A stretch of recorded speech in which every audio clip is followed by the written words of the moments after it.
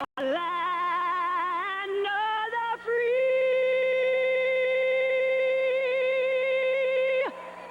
and the home of the brave.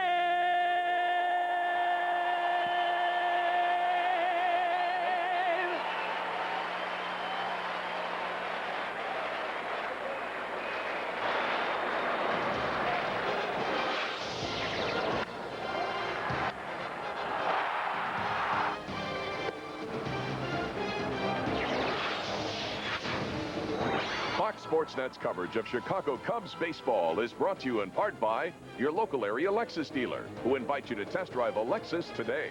Geico Direct, a 15-minute phone call could save you 15% or more on car insurance. Comcast, proud to be Chicagoland's cable company. Mike's Hard Lemonade, hardly the usual, make it a Mike's. Chevy, test drive a new Chevy car or truck today at your Chicagoland and Northwest Indiana Chevy dealer. Walgreens, the pharmacy of the Chicago Cubs. Aflac, ask about it at work. Toyota, get the feeling. And by Southwest Airlines, non-stop service to 59 destinations all across the country. Southwest Airlines, a symbol of freedom. It's Toyota time, the nationwide clearance event, the year's biggest event. You've got to act now. Get great savings now on fuel-efficient cars like the affordable 05 Corolla. It's just arrived with 2.9 financing up to 48 months on select models. Or go for the incredible Matrix. The 05s are here, now with great lease prices. Toyota time, selection, value, clearance, now. Hey, what is it?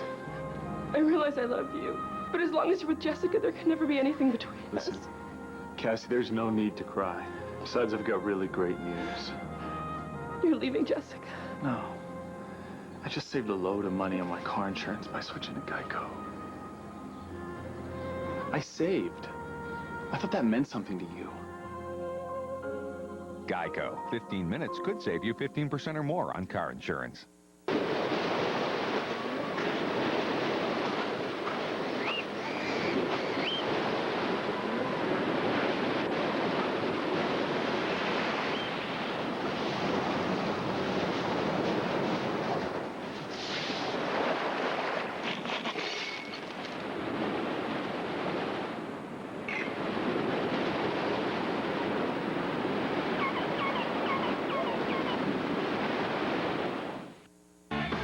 The tents are up. Get to your Chevy dealer for great deals on the full line of 04 Chevy cars. Great deals like this. Right now, get $4,000 cash back on select 2004 Chevy Cavalier models. That's right. Stop into your local Chevy dealer for $4,000 cash back on select 2004 Cavalier models. Chevy Tent Extravaganza. Turn the key. Start a revolution. See your Chicagoland and Northwest Indiana Chevy dealers. Well, be it ever so humble, there's no place like home, even if it is, Steve, for just 3 short games with the Philadelphia Phillies. A big series for the Cubs, who tried to pick up some momentum after knocking off Milwaukee. 3 out of 4 up at Miller Park. Now you've got the Phillies coming in, a team that lives and dies with the long ball. But frankly, Steve, a team that's got some pitching issues to figure out this weekend here in Chicago. Well, the Cubs know being at home with the Cardinals at San Francisco could be a pretty big weekend. And a healthy Mark Pryor is going to help things out. He's got a decent day to pitch. The wind seems to have shifted somewhat. Looks like it's blowing in toward the Cub dugout. It doesn't appear to be much of a factor today. It is overcast around Wrigley Field. You look at Dusty Baker in the home white pinstripes, and he's hoping that the Cub offense gets to Eric Milton a little sooner than it took them last time, which was the 9th inning. But they eventually did tie up that ball game, only to lose it late. The Phillies come in at 2 over 500, a team that spent a lot of money, a team under a cloud of future management. The question everybody asking, if this team doesn't turn it around, how about the future of Larry Boa? That's been speculated on in the Philly media. And with that in mind, the team had a 35-minute closed-door meeting after yet another loss in Florida yesterday. Roberto Hernandez and Rheal Cormier, 2 members of that Philly bullpen, were quoted the day before yesterday, saying that Larry Bowa's managerial style creates an aura of tension around the clubhouse. Hernandez saying that as a club they were playing not to lose instead of playing to win. I think you hit it on the head. The Phillies have been a disappointing club. Many thought this was going to be their year to supplant the Atlanta Braves. It hasn't worked out that way.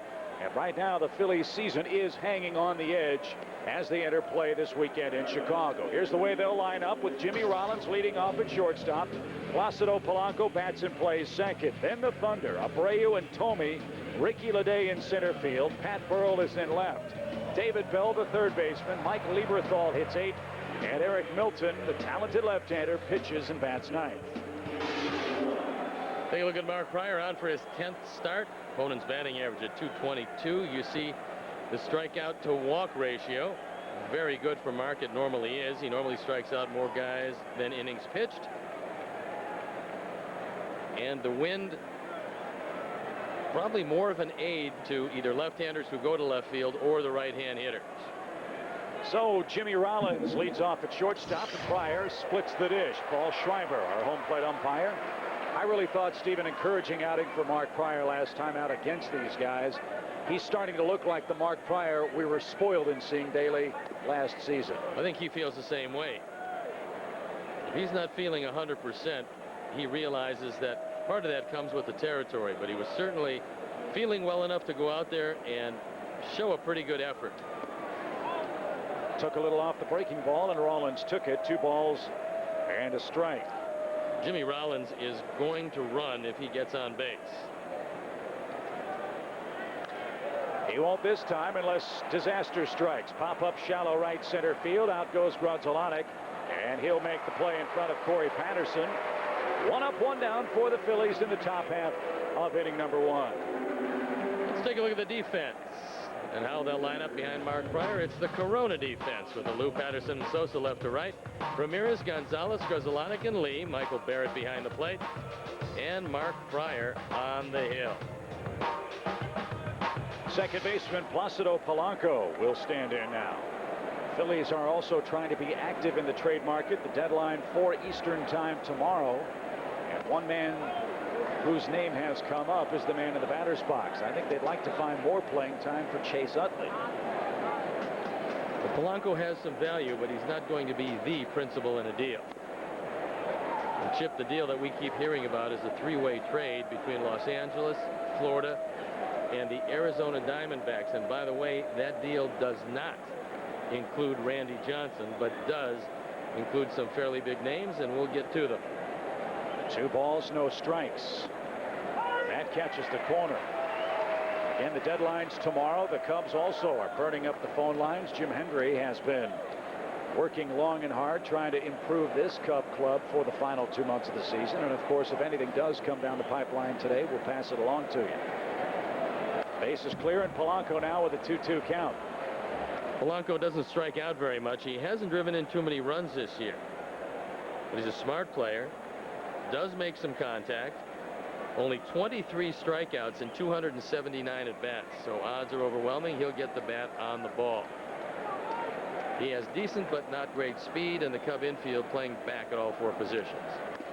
Pryor strikes him out. 2 up, 2 down here in the first inning of play, and it brings up Bobby Abreu. Well, that shows you that Mark Pryor's got pretty good stuff, because that's a guy that doesn't strike out much. He went down swinging that time. Only the 24th time in 280 at-bats, I beg your pardon, for Polanco. As far as the strikeouts are concerned, and here's the Phillies right fielder. I'm surprised this guy is not a perennial all-star in the league. He was voted in by the fans, I know.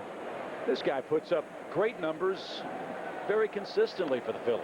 Well, there's a lot of competition if you take a look at outfielders around the league, and most of them are guys who can hit 40, 50, or 60 home runs. That's probably one of the reasons why he doesn't get near as much acclaim. But the things he does do well, he hits for power, he hits for average, he drives in runs. He's a terrific base runner. He's only been caught once in 27 base stealing attempts, and he's got a very strong and accurate arm. What's not to like? Didn't say he didn't like it. Popped up. We'd like him a lot better if he makes the 3rd out. Here in the Philly first. 1-2 to Abreu. Originally an the Houston Astros organization. Was Abreu. Well, Abreu and Hidalgo both came out of the same development program in Venezuela. And when it became expansion time, they felt that Hidalgo would be a better player. They let Abreu go. Didn't mean to swing, and it's out of play. He'll stay alive here in the first inning of play. Now Hidalgo has turned his season around with the New York Mets. And Abreu, via Tampa Bay, has gotten to Philadelphia and done just a great job for them. That was the Kevin Stocker deal. That was not one of Tampa Bay's better moves as things worked out. 1-2 count. And he hit the ball before it hit him. All the other action later on tonight. Steve mentioned the Cardinals are on the road. They'll visit the San Francisco Giants. The Cardinals lead over the Cubs 10.5 games. The Cubs are now 4 games ahead of Houston.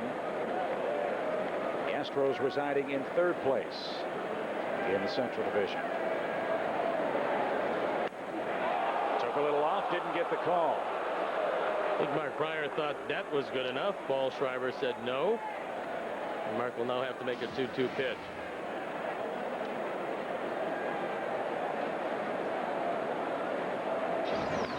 Fly ball right center field, pretty well hit.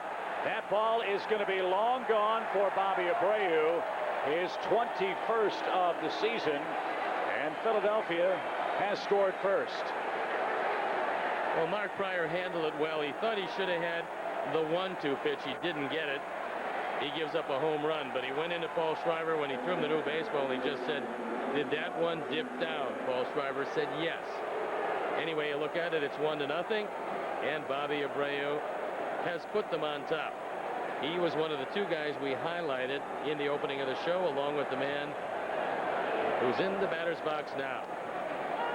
Jim Thome, who you know is wearing out the pass list today. Phillies make just 1 stop here in Chicago.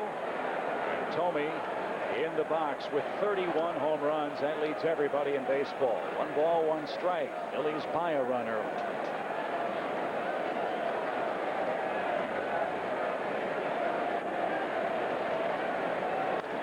Off his thumbs, pops straight up. Behind the plate, Michael Barrett. He's got plenty of room, and that'll retire the side. Bobby Abreu hits a solo home run, and the Phillies lead with the Cubs coming up for the very first time. Hyundai's on a winning streak, and during Hyundai's winning streak summer clearance, save big on models like the stylish Hyundai Sonata, named highest-ranked entry midsize car in initial quality by J.D. Power & Associates. It's this dedication to initial quality that lets Hyundai offer America's best warranty, 10 years, 100,000 miles. Plus, get up to $2,000 cash back or 0% APR. So don't buy another car before you check out Hyundai's winning streak summer clearance. Hurry to your Hyundai dealer for up to $2,000 cash back or 0% APR.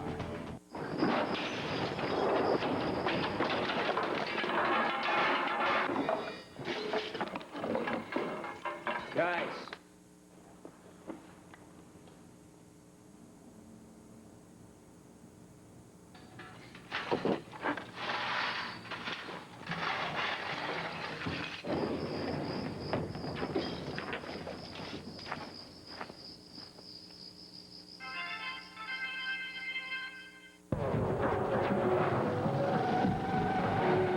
Start your Sunday with NASCAR This Morning, the only pre-race show that puts you on track with up-to-the-minute standings, interviews, and in-depth analysis you won't find anywhere else.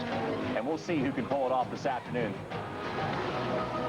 You're okay, bud. Great job, man.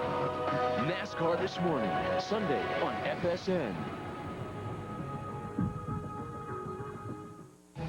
White Sox, Tigers, today at 5:30 on Fox Sports Net.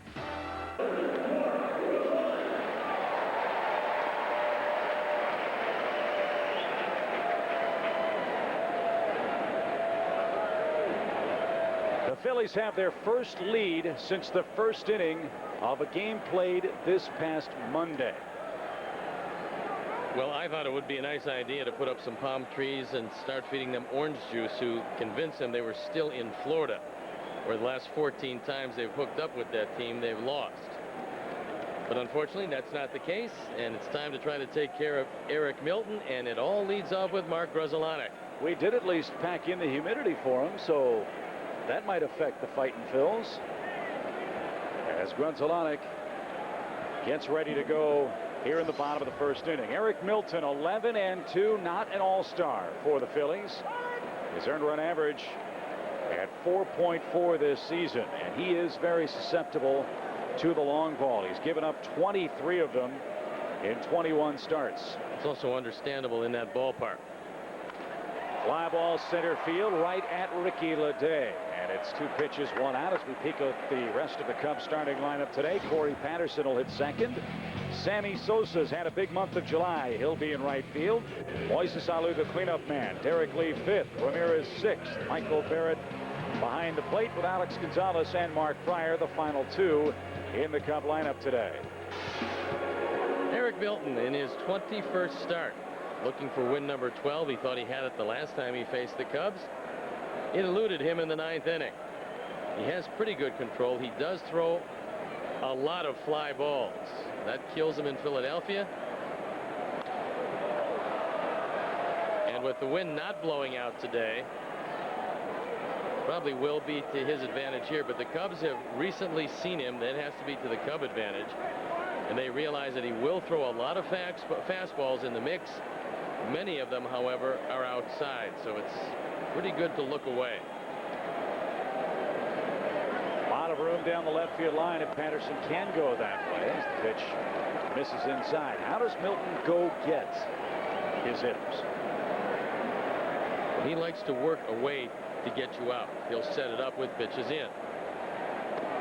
There's an example. Pitch buzzed inside. That one swept too far away. And he's got a pretty good slider. He showed the Cubs, actually, even though his fastball was not particularly overpowering, he's not a finessing left-hander. He goes at you with fastballs.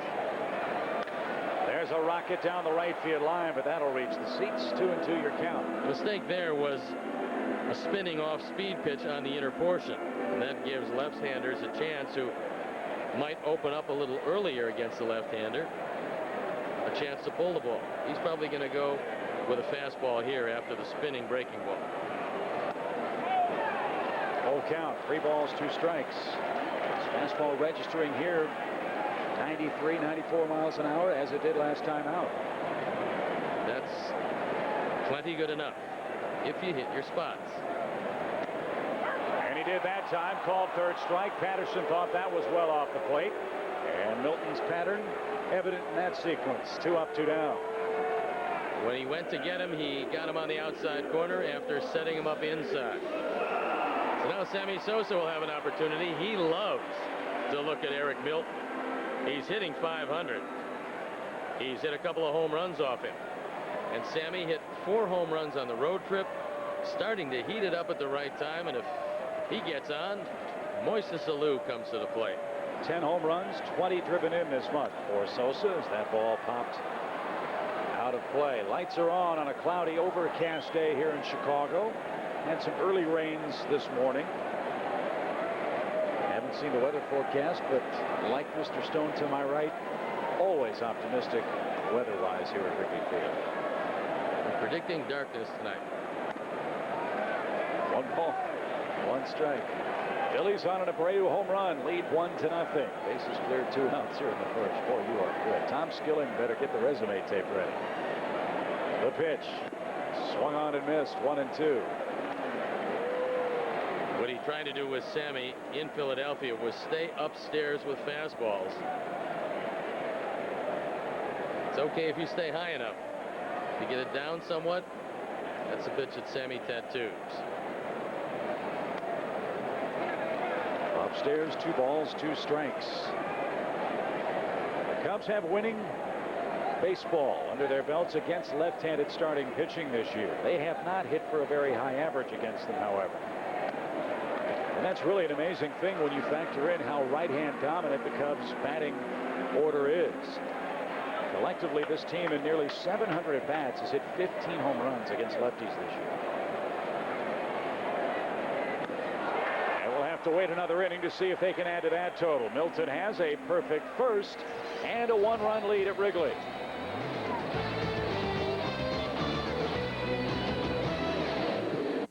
Cubs baseball is brought to you in part by Midas, For mechanics known for their work and their word, trust the Midas Touch. Corona Extra, miles away from the ordinary. And by Ford. Visit your local Ford store. He wore a fedora. He carried a whip. And his adventures broke all box office records. Now, this summer, Adventure has 2 new names. Ford Explorer and Ford Expedition, some of America's most popular SUVs. Now during the One Big Event Ford authorized clearance, get 0 for 60 or 4,000 cash back, plus 1,000 clearance cash. The adventure continues, and it's now playing for a limited time.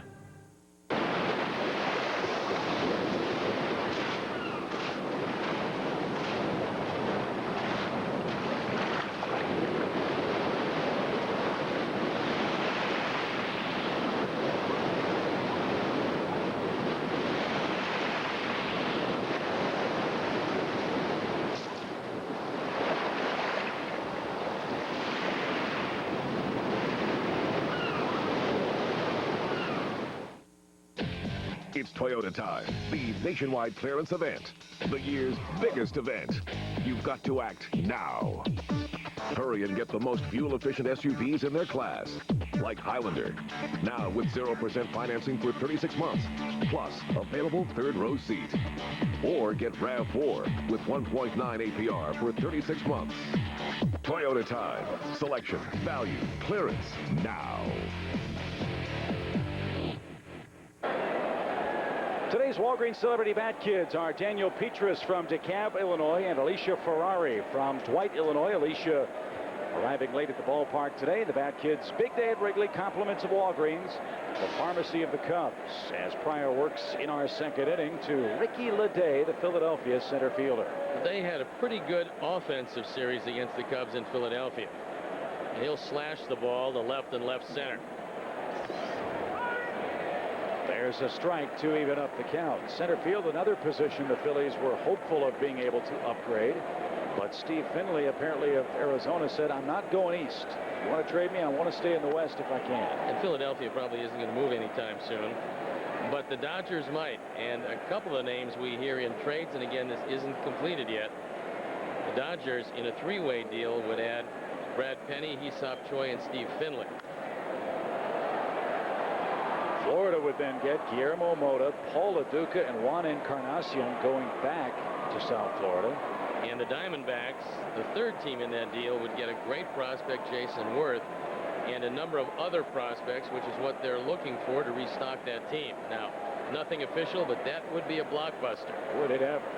That would also significantly improve the Los Angeles Dodgers. They'd get a very good pitcher in Brad Penny. Florida would get a quality catcher in Paul Lo Duca.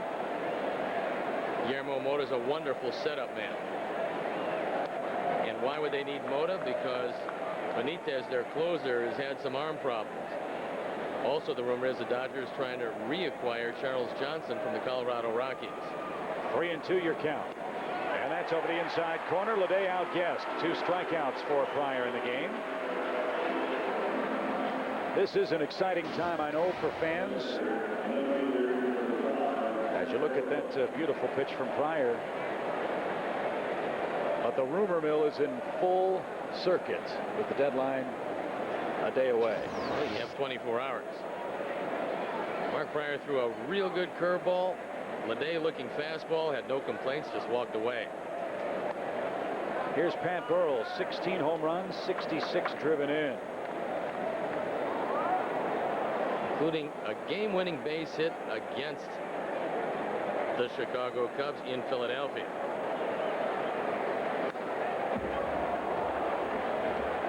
With 66 knocked in,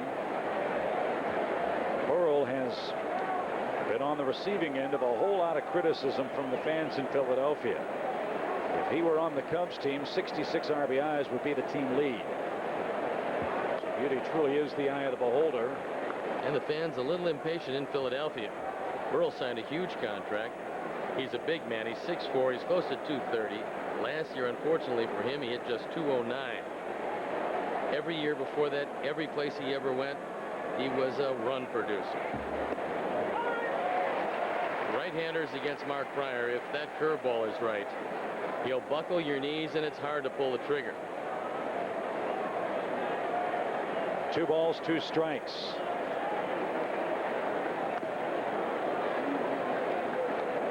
We'll go to a full count at 3-2. The Phillies this month 12-14. They've lost 7 games in the standings to the Braves. The Cubs a game over in July at 13-12. The Cardinals have won 19 of 23, and that's why they have the big lead.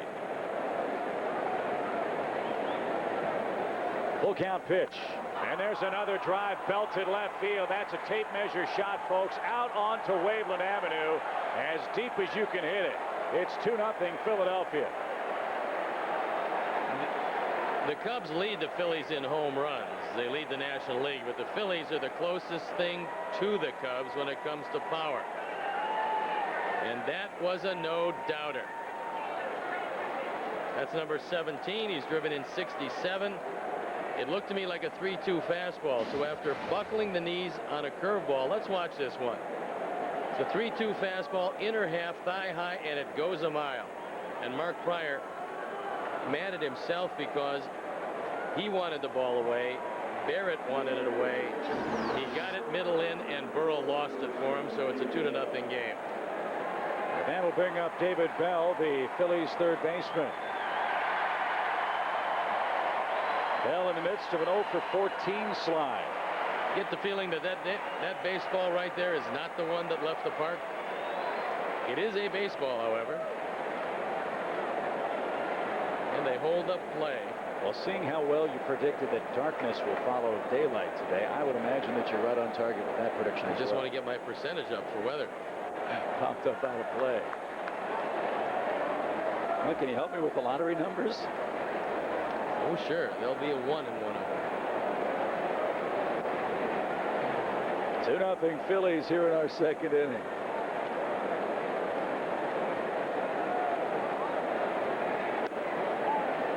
Ball and a strike to David Bell. The Phillies come in 4th in our league in runs, 3rd in on base percentage, 2nd in walks, and 4th in home runs. David Bell, a rebound year. Last year, 195. This year hitting 266, and he's one of the team leaders along with Jim Thome. That one catches the corner. A ball, 2 strikes. He comes from a long line of baseball playing Bells. You know about Buddy? You've heard about Gus. Here's David. A tough guy in a tough town. Still not the most beloved Bell in Philadelphia, though. That would be Liberty. True, but it hasn't done much lately. And David has. And they'll boo both of them if they don't win. That's exactly right. 2-2 count. And that's out of play to the Philadelphia third baseman David Bell. Well, Dusty knows just how good David Bell can be. He played for him in San Francisco.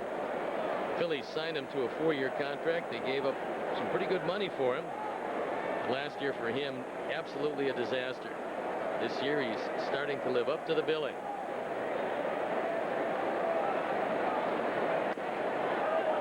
Full count pitch coming up now. Bases empty, 1 out.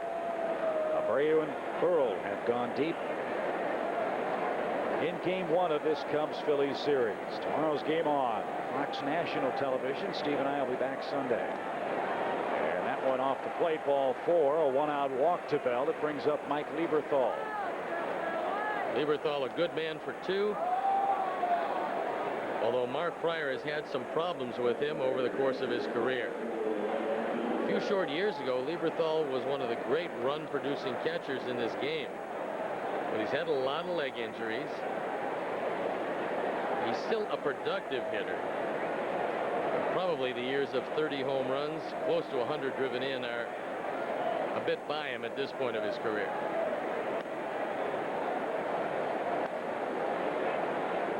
One ball, no strikes.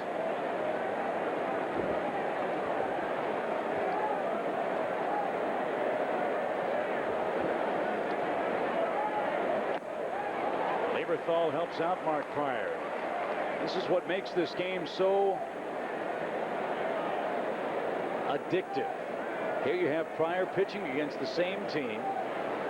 Back-to-back starts, pitching this time on his home mound, but so far not nearly the same success against these Philadelphia Phillies. 1 ball, 2 strikes. The count to Mike Lieberthal. You look back in the year 1999, and Mike Lieberthal hit an even 300 in 145 games. That's a lot of games for a catcher. Hit 31 homers, drove in 96. And since then, numbers are down somewhat, although he drove in 81 last year. Hit just 13 home runs. And he swings through that. And I don't think he swung it but 1 ball in the strike zone in that sequence. Kept on going after the high fastball, and Mark Pryor decided to stay up there until Lieberthal laid off. He's now walking back. Now, Milton is a decent hitter. Good high fastball, throws it right by Lieberthal.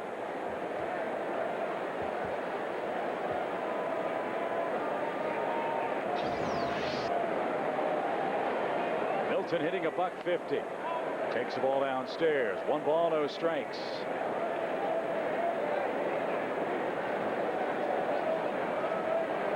We talked with Larry Boa when we were in Philadelphia, and one of the glaring problems for this Philly team has not been their offensive production, but the fact that the tail end of their rotation has had problems getting the game deep into the game for their bullpen.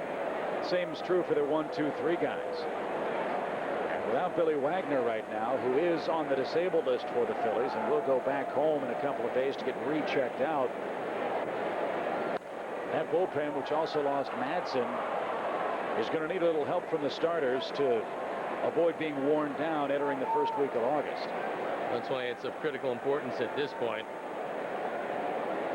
for Eric Milton, certainly today, and as we move along, some of the other starters to go deep into the game. There's a graphic on Billy Wagner, one of the best closers in the business. He won't be around for a bit. Out of play, Milton stays alive at 1 ball, 2 strikes. Well, welcome our affiliate, Muscatine Power and Water in Muscatine, Iowa, to Wrigley Field this afternoon.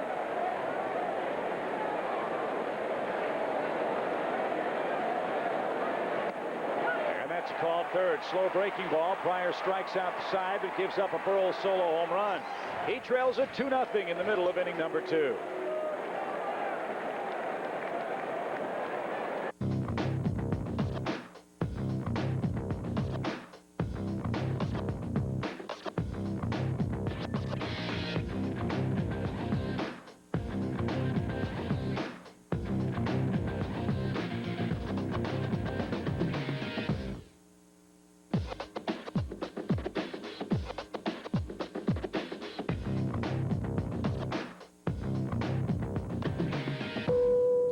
Free to move about the country. Do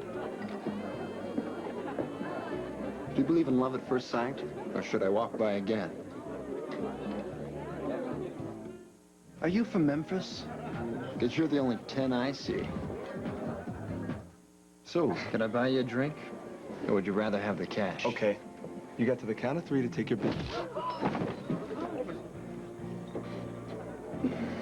That works. Don't make it the usual. Make it Mike's Hard Lemonade. Hardly the usual.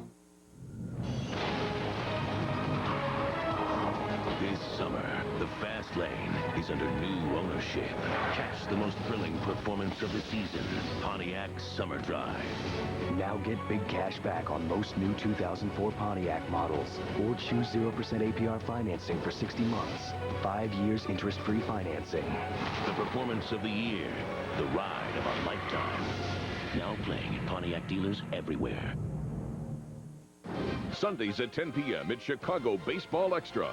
A full half-hour look at the week that was with expert analysis from Joe Girardi and Ron Kittle. Chicago Baseball Extra, presented by Coldwell Banker Residential Brokerage. Sundays at 10 on Fox Sports Net. We have a 2-0 game heading to the bottom of the second inning. Alou, Derek Lee, and Aramis Ramirez are coming up against Eric Milton, who's trying to end a string of 4 consecutive no decisions. He's been stuck on 11 wins for a while. He's only lost twice, and if he is going to get a decision, the Cubs hope it's with the number 3 involved. Boyce has hit the ball in the air 3 times against Milton in Philadelphia. And although he's never had much luck with him at 182, 2 for 11, the wind is favoring the right-hand hitters, and if Moises gets one middle in, he'll hit it out. First pitch popped up out of play. Hopefully Moises will be happy to get back home. It was not a particularly successful hitting trip for Alou, who had 3 hits and 21 at-bats in Philadelphia and Milwaukee. He did well the first game against the Phillies and was 0 for the next 2, and Milwaukee's been tough on him all year. That one pulled down the left field line and out of play. Got the day off yesterday. And what Milton does do to the right-handers to compensate for a lot of fastballs and the occasional slider, he'll pull the string somewhat and have him out front. That's what he did with Alou. He wants a fastball up here if you looked at Lieberthal. He got it there. 3 straight strikeouts, and Milton a repeat performance to this point of what we saw in Philadelphia. 1 up, 1 down. It's not enough to work north and south. You have to work east and west. If you can go in and out and still able to go up and down, you're going to be in pretty good shape, especially with 2 strikes and going upstairs. Here's Derek Lee. Boy, has he been productive since the 1st of June. Look at the total base numbers accumulated by the Cubs first baseman. Big-time superstars join him in the top 5. Lee more total bases than Todd Helton, Adrian Beltre, Jim Thome, and Albert Pujols of the Cardinals since the 1st of June.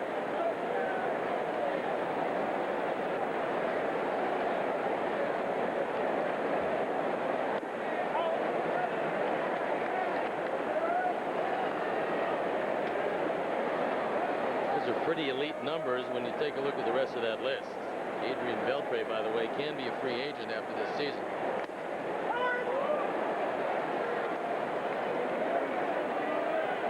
And the batters. They're under siege. The Wasps are out again. I told you this would be one of the days you'd have to look for that. They were on my Lexus keys. Fly ball to right. And Abreu makes the play for out number 2. 5 up, 5 down. That might be one way to try to approach Milton. If he's going to pitch you away, try to hit it the other way. Well, he's going to do that, and more times than not, he's going to give up fly balls. The reason is that he just doesn't throw a sinker. And on straight changes, you get out in front and you pop those straight up. So Milton has shown the Cubs that he's a pretty good pitcher. Here's Aramis Ramirez. 18 and 64 are his power numbers. And that one hit deep toward left field. Pat Burrell will turn around, and that's belted out of here. Solo home run. And it's a 2-1 game. 19 for Ramirez. He's driven in 65. You can't keep pitching upstairs in this ballpark without paying the price for it. Not against a lineup that's loaded with home run hitters, and the Cubs have one of those. So the Cubs have hit 90 solo home runs this year. And that must be a Chicago thing. Here's Michael Barrett. Seguin was complaining about it on the other side. They're trying to play through the loss of Frank Thomas and Magler Ordonez, something that's difficult to do. And the White Sox are finding out how difficult it is to do. The Sox are in Detroit later on tonight. Also, they have a resurgent Cleveland Indian team breathing down their necks.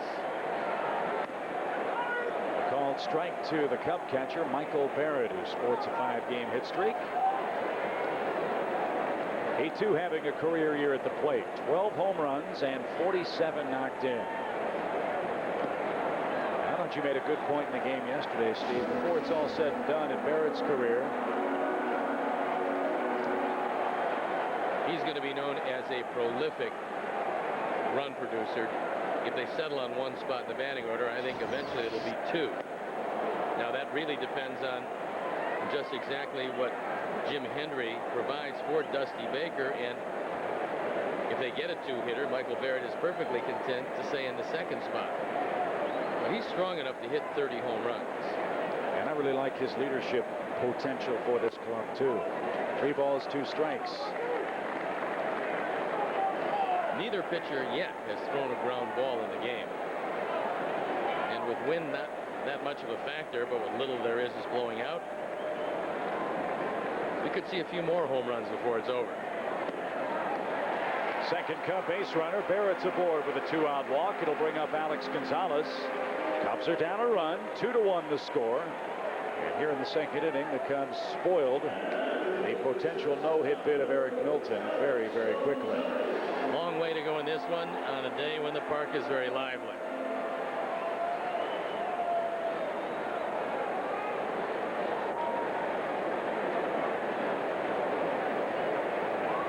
Alex, 5 hits and 34 at-bats since coming off the disabled list.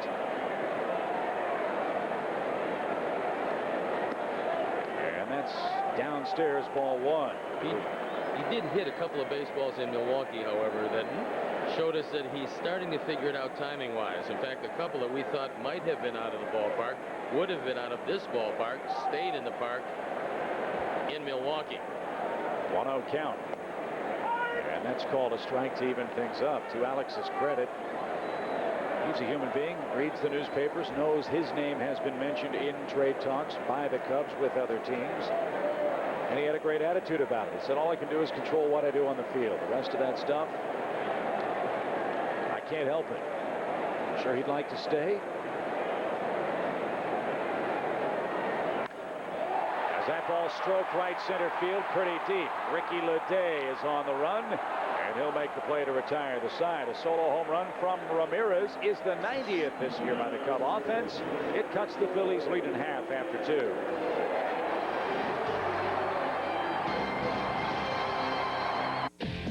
It's Toyota time, the nationwide clearance event, the year's biggest event. You've got to act now. Get great clearance savings on fuel-efficient cars like the legendary Camry. Now with 0% financing up to 48 months or 1,000 customer cash. Or go for the stylish Solara, now with 0 financing for 36 months. Toyota time, selection, value, clearance, now. Copyrighted telecast is presented by authority of the Chicago Cubs and may not be reproduced or retransmitted in any form without the express written consent of the Chicago Cubs. Hey, Frankie. Bernie, I see you got a new lottery machine, huh? No, this is from 1974. No. I thought I'd show it off for the 30th anniversary. Man, let me check it out.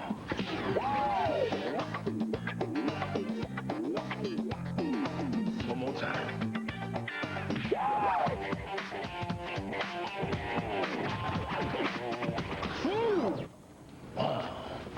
Guess some things never go out of style. Expect the unexpected. The Illinois Lottery. Have a ball. This August, America will be watching when Chicago's Vic Wonderly journeys halfway around the world to bring home an Olympic medal. Businesses throughout Chicago are proud to join the networks of NBC in bringing the 2004 Summer Olympic Games home to you. Robert Morris College is a proud advertiser in the coverage of the Athens Olympics on the cable networks of NBC.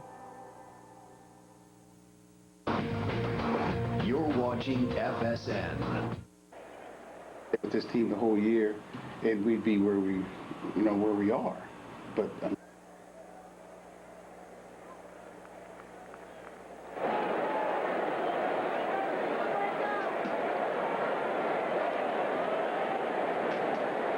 Jimmy Rollins leads off the 3rd inning for the Phillies. Rollins popped out to second his first time up. A weak swing at that prior pitch, nothing in 1-year count. That was the original weak swing. He was just mystified. Rollins a switch hitter. And the power equally divided, but he's been more effective as a right-hand hitter this year. The preponderance of at-bats, however, well favoring the left side. And he does have very good speed.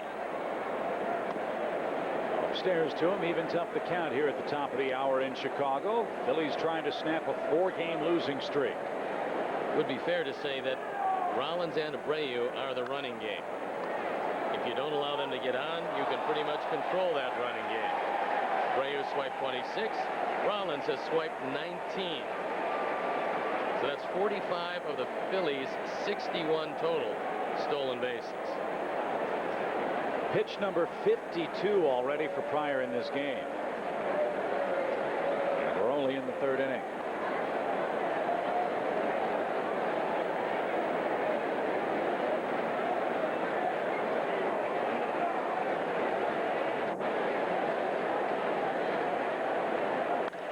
Fly ball hit well toward left. Toward the well is Moises Alou.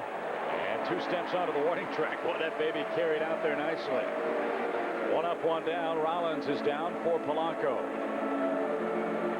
That one made it a long way. Unfortunately, it wasn't hit toward left center. Moises did have enough room.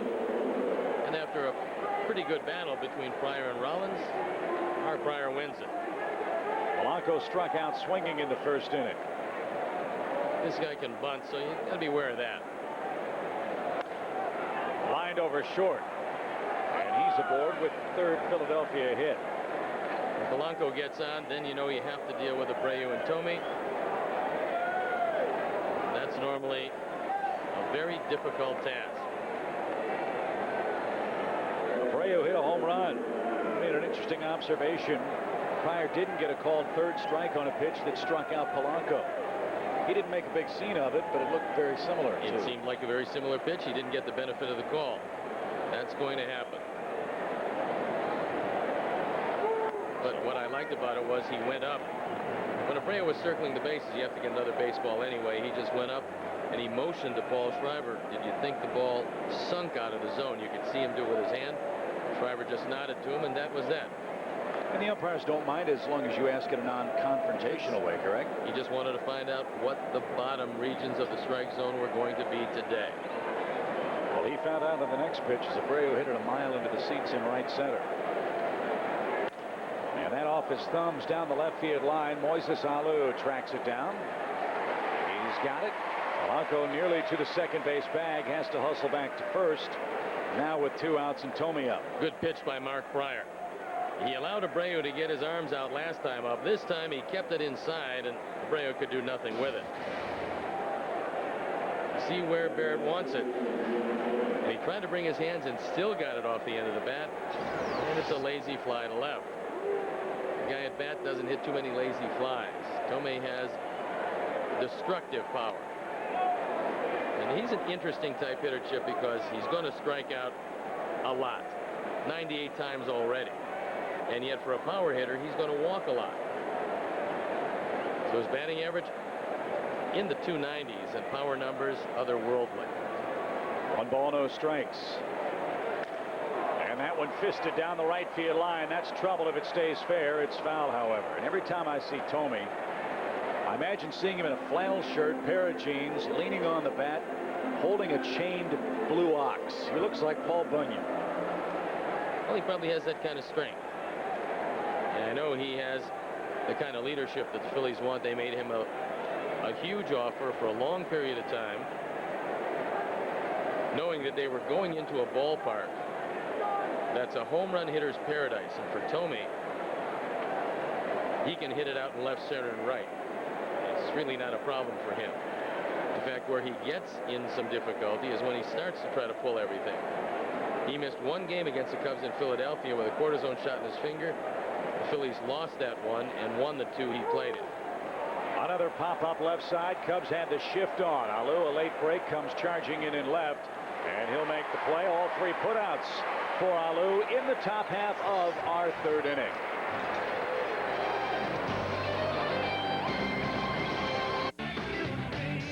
The tents are up. Get to your Chevy dealer for great deals on the most complete lineup of SUVs on the road. And right now, stop into your local Chevy dealer to get $5,000 cash back on every 2004 Chevy Suburban and Tahoe. That's $5,000 cash back on every 2004 Chevy Suburban and Tahoe. Chevy Tent Extravaganza. Turn the key, start a revolution. See your Chicagoland and Northwest Indiana Chevy dealers.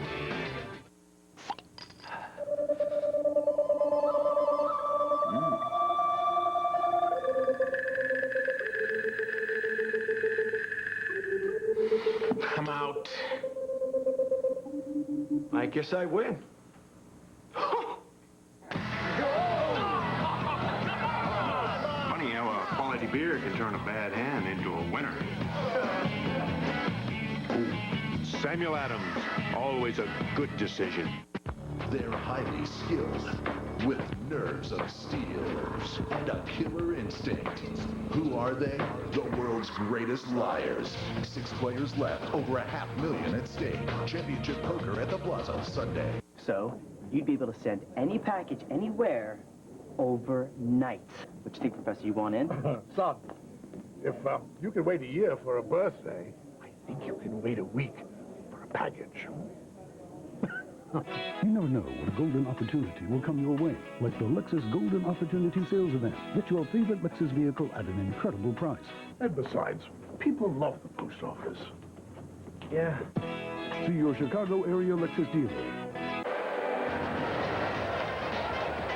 Later today, it's a showdown in Motown. Carlos Lee and the Sox look to tame All-Star Carlos Guillen and the Detroit Tigers. White Sox-Tigers, a very big game later today only on Fox Sports Net. Mark Pryor leads off the third inning proceedings, still looking for our first ground ball today. Although Mark Pryor hasn't hit well this year, Mark Pryor's a good hitter.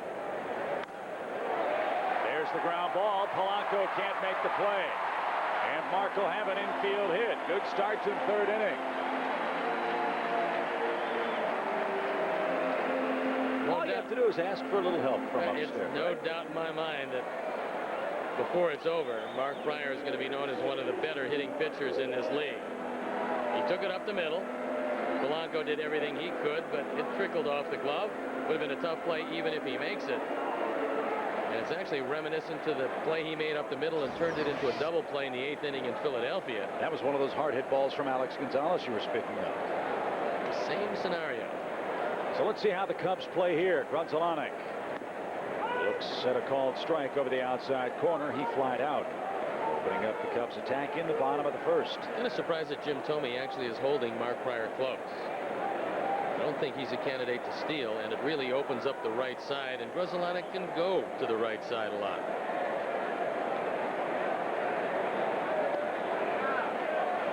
Mark held up, and the count evens at a ball and a strike. Big Cub fan Erica Swerdlow from Northbrook celebrating her 40th birthday at the ballpark today.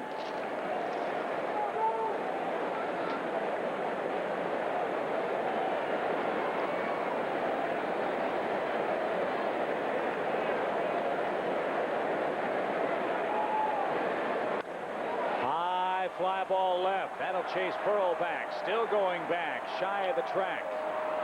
And there's out number one. Pryor back to first. Mark gave it a ride, but not quite far enough on a day that is very lively. Pearl sprinted back, thought it might be on the track, and then made the catch a couple of steps in. And Chip, I know that the former Portly detective is looking on today. He no longer considers gravy a beverage, and in fact he looks like a shadow of his former self. Not a particularly good-looking shadow either. What is Mr. Vogel, Detective Vogel up to these days? Up to about 218, 220. It's way down from the 260 he used to cart around. You know the old saying, no man is an island. Don used to come close. He tells me, however, he does cart around a 9mm, so he shouldn't be all that bad. Exactly right. Well, we hope Don's enjoying our game out in the very cool desert Southwest today. They've got Dick Cummings down there, Dave Dunn, a host of others. Tuning in the Cubbies today. Popped up back out of play. 1 ball, 2 strikes. Well, I understand yesterday was an eventful day in the life of one of your canine sons. Swimming lessons, huh? Trying to teach our lovely Sox, our 3-legged wonder, to swim. You know, Olympics coming up, you know. My bet's on him for the dog paddle. The 1-2 pitch is cut out and missed by Patterson. Milton strikes him out for the 2nd time today and has 4 in total. Keep Trying to ask him to shave his head, and he tells me Mark Spitz never did, so we'll go from there. Pretty good pitch by Milton. It just dives away from Patterson and Corey, who usually hits left-handers very well, at least in the last two at-bats, overmatched. Sammy has a chance to put the Cubs on top. 2-1 Phillies lead. Pryor still at first after a leadoff hit. And he looks at the ball upstairs. Let's take a look at our Geico quote today. Sammy Sosa, whose name has been subject of maybe being dropped in the batting order. Well, he has been productive and destructive in July. 10 homers, 20 driven in. Well, he says when he's healthy, he can produce. Nobody's ever doubted that. Nobody ever doubts how hard Sammy plays on a daily basis. That goes without saying. And look, have there been criticisms? Of course. But the one thing that you can never say about Sammy Sosa is on a daily basis between the lines, I've never seen him play anything but hard, and we've seen him here for a long time. He aired it out on that swing. 1 ball, 2 strikes, and it's the Phillies who have been one of his favorite teams to face. He's killed these guys. In 64 games, Sosa's driven in 66 men since 1996. They haven't had a whole lot of dominating pitching staffs recently.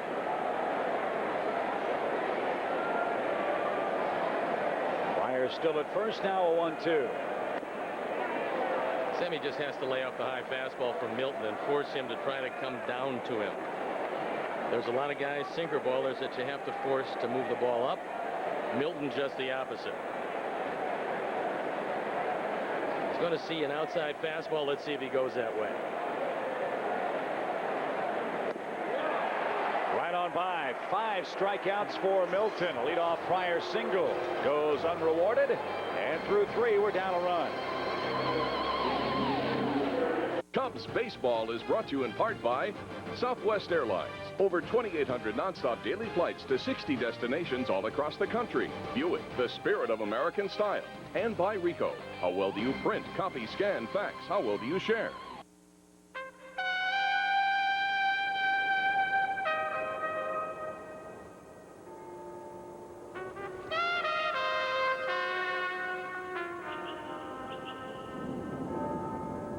Got an old buddy waiting for a visit in Washington? With Southwest Airlines' 8 daily nonstop flights from Chicago Midway to BWI Airport, flying Southwest is your best route to the capital. You are now free to move about the country. Honest question. If we don't scream and shout or pound on the hood and just offer you one of the most versatile vehicles available today, a luxury car ride, available seating for 7, SUV capabilities, plus 26 miles per gallon highway. For a vehicle like that, would you expect this? A quality reward of $5,000 cash back on the 2004 Buick Rendezvous. See your nearest Buick dealer.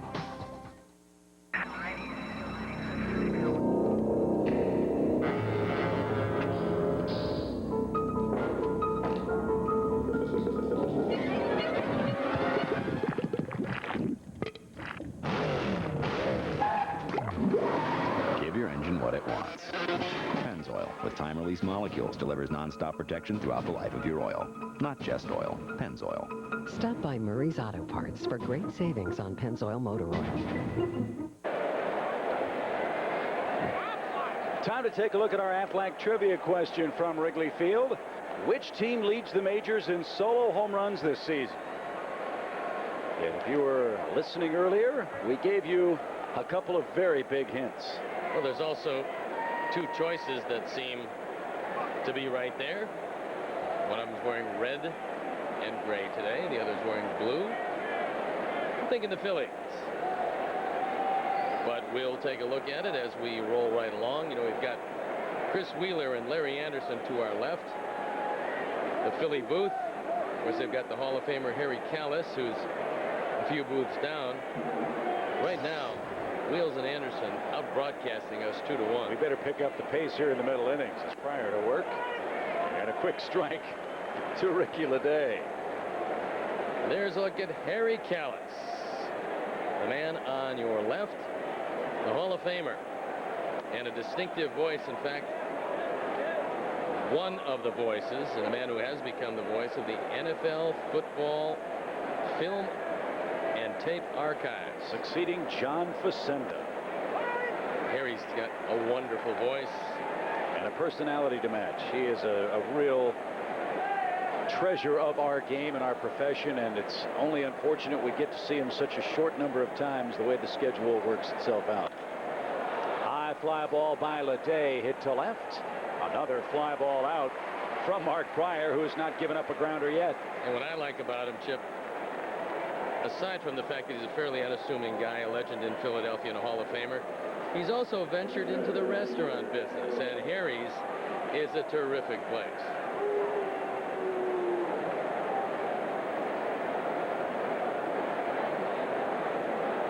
Pat Burrell hit a towering home run his first at bat in the second inning.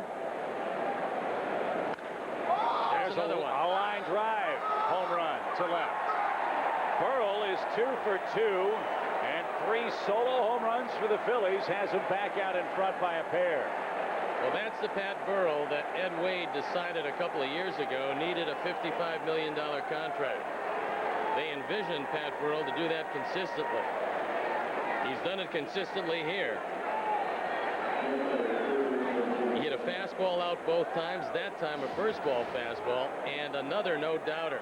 Once again, Barrett wanted the ball out. Pryor in the middle of the plate. What was it? A hittable fastball.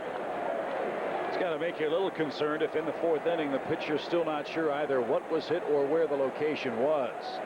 Well, the Phillies aren't missing many.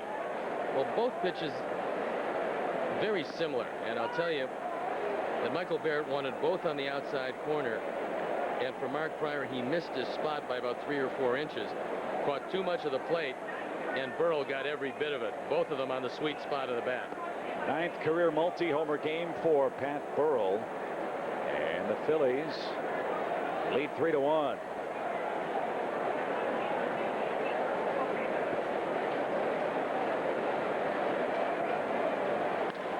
Line right back where it came from. Mark, fortunate that didn't take him with it into center field. So Bell on base, snapping an 0 for 14 slide. And Mike Lieberthal, the catcher and 8th place hitter, stands in next. And one of the tip-offs that Mark Pryor doesn't have his real good stuff today. Forget the 3 home runs. Sometimes that happens. It's the fact that right-hand hitters have had so many good swings at him. Because when Mark Pryor does have his good stuff, even good right-hand hitters don't get great swings. David Bell got a fastball. This is a pretty good pitch. It's on the corner. It's just up. Polanco has a hit. Burrell's hit 2 homers, and now Bell has a hit. 4 of the 5 Philly hits to right-handers.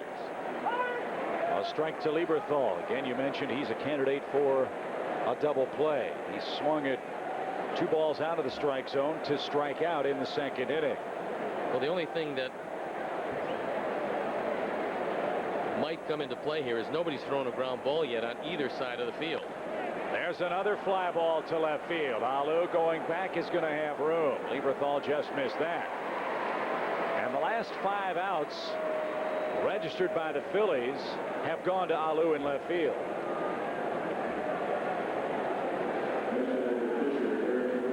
It's been pop-ups, fly balls, and strikeouts for Mark Pryor. It's been strikeouts and fly balls for Eric Milton. But the Cubs trail by 2 with a long way to go. Right down the middle to Milton, who took a called 3rd strike.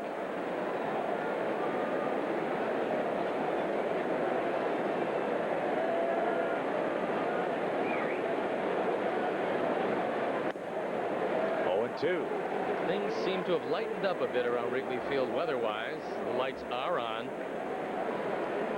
The stand's very crowded. Standing room only, I assume. This needs some runs. Loop toward 3rd, and that'll take care of the Philadelphia Phillies. Burrell hits another solo home run, and they lead us 3-1, middle of the 4th.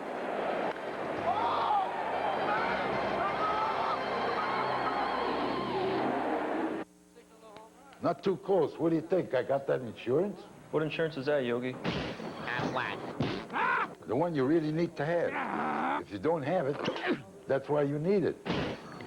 Need what? Aflac. Well, if you get hurt and miss work, it won't hurt to miss work. And they give you cash, which is just as good as money.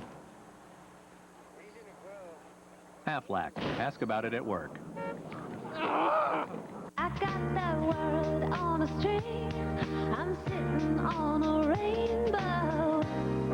I got that little string around my It's that time of year again. The Mercedes-Benz Summer Event is going on right now. It's an event worth remembering. Visit your local Mercedes-Benz dealer. 2.9% financing is available through Mercedes-Benz Credit on the newly redesigned 2005 C230 Sports Sedan. Don't you see that I'm in love? When we are dancing and you're dangerous, near me, I get ideas. And after we have kissed goodnight, still you linger. Rico moves your ideas forward. You get ideas too. Sundays at 10 p.m. it's Chicago Baseball Extra. A full half-hour look at the week that was with expert analysis from Joe Girardi and Ron Kittle. Chicago Baseball Extra, presented by Coldwell Banker Residential Brokerage. Sundays at 10 on Fox Sports Net. We head to the bottom of the fourth inning. Time to revisit our Aflac trivia question. Which team leads the majors in solo home runs this year?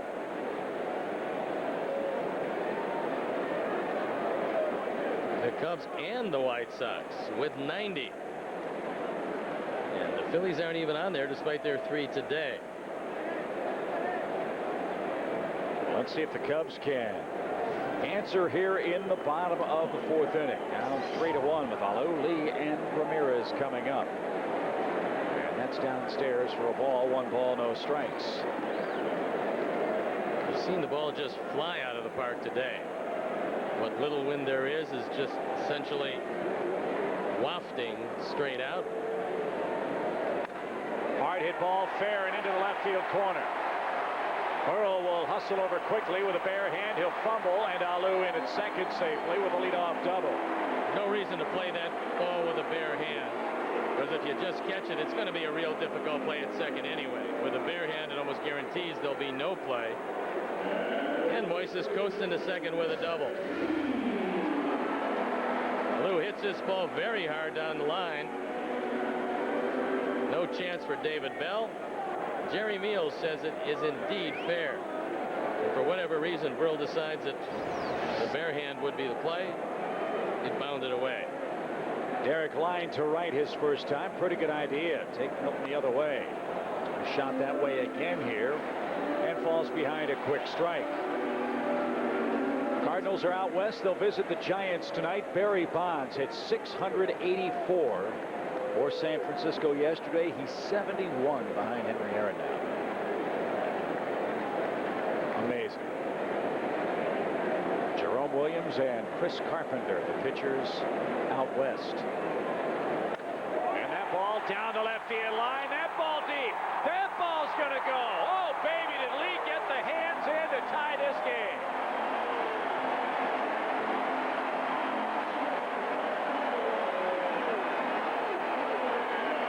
Tremendous advantage to having seen a pitcher within the last week. And Derek Lee hitting his 20th. He's driven in 63.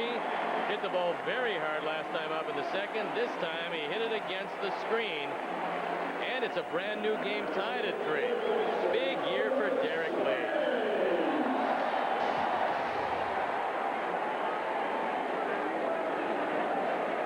And Derek knows he got it. Ramirez shoots the ball to the right side and out of play for a strike. Look at how Derek Lee, I'm sure we'll show the replay again, brings the hands in. That ball looked like it jammed him, and he hit it a mile. As soon as the calendar said June, he heated it up, and he hasn't stopped. That batting average consistently over 300, but the Cubs didn't get him to lead the league in hitting. They got him to produce runs. Hit the ball out of the ballpark and play defense, and he's done all of that. Ramirez out of play. 1 ball, 2 strikes. We'll watch it again as Milton tries to get the ball in, and you see Derek Lee able to keep his hands in and not hook this ball. And he took it out. So new life for the Cubs, 3-3 your score.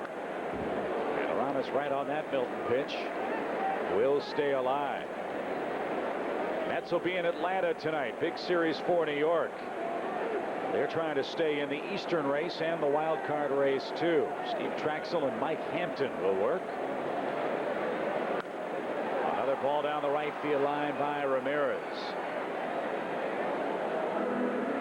Braves starting staff a 2.87 earned run average in the month of July. Pretty remarkable.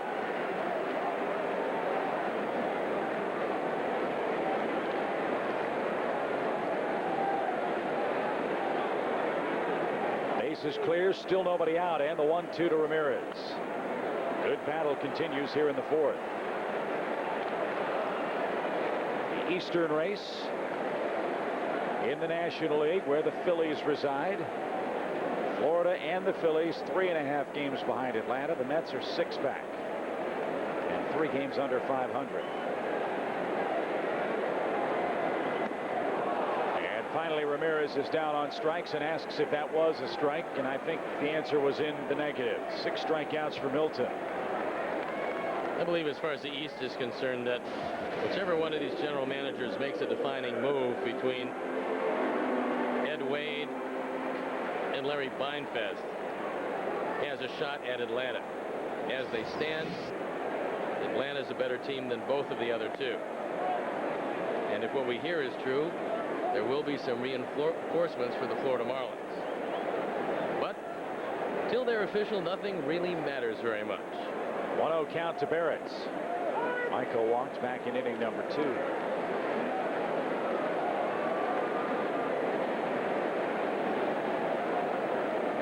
5 home runs at Wrigley Field today.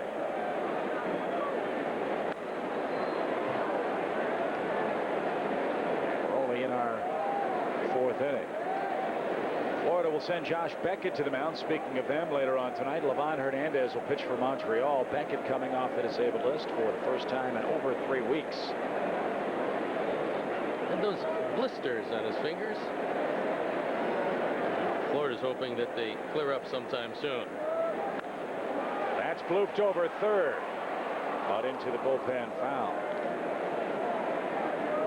Well, Milton doesn't have near the fastball or movement on it today than he did in Philadelphia, and the tip-off for him is he's gotten the ball inside to some of these right-handers, but they've been able to hit it. When he went there in Philadelphia, everybody popped it straight up and he retired them, and then he went away to get them out. Cubs swinging the bat today a whole lot better than they did a week ago in Philly. 2 balls, 2 strikes.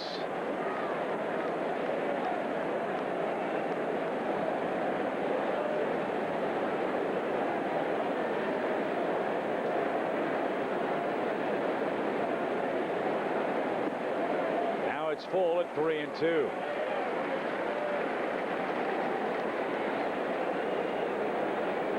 With Ramirez's next home run, by the way, and I know he just hit, but the Cubs will have 4 guys in the 20s in home runs. Same lineup. That's called third. 7 strikeouts for Eric Milton.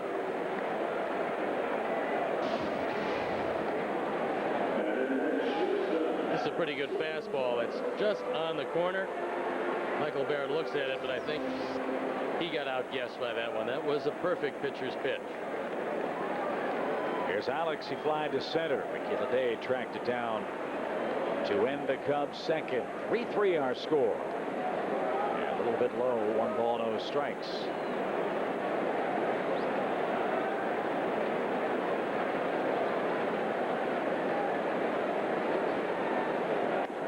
Phillies, like every major league team, will have a lot of decisions to make about personnel at the end of the season.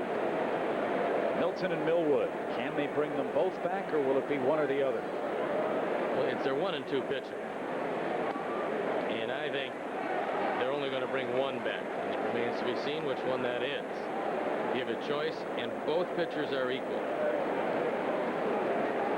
All the numbers are equal, you take the left-hander. And I don't know that numbers are going to be equal, or stuff and ratings and all those other things that go into it, salary demands and everything else. I'm just talking about all things being equal. You take the lefty starter. They're much more difficult to find. And that's a ball outside. You figure they're pitching around Alex to take their chances with Mark Pryor, who tallied an infield hit back in the third inning. Larry Boa, talking about the pressure of managing in Philadelphia, has said on a number of occasions, look, I played here for so long. I understand the fans. Is it tough to manage here? It's tough to do anything in Philadelphia if you don't do it well. He knows he's taken some heat. He knows any manager or GM is hired to eventually be fired. And Boa's had one job. Took a long time before he got a second one. And he knows eventually there'll be a day when they call him in and Ed Wade, Dave Montgomery will make a change. But until that day, he's still wearing the uniform, and he's got to keep his team in the running. Ground ball toward David Bell at third. He'll flip to Polanco in plenty of time, and that'll retire the side. But Alou and Lee back-to-back extra base hits. Derrick's left the ballpark. It ties the game after 4.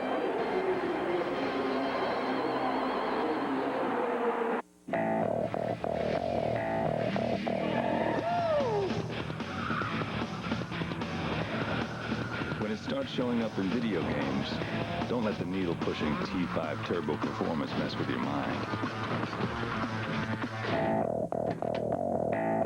It's still built like a Volvo. Introducing the all-new Volvo S40.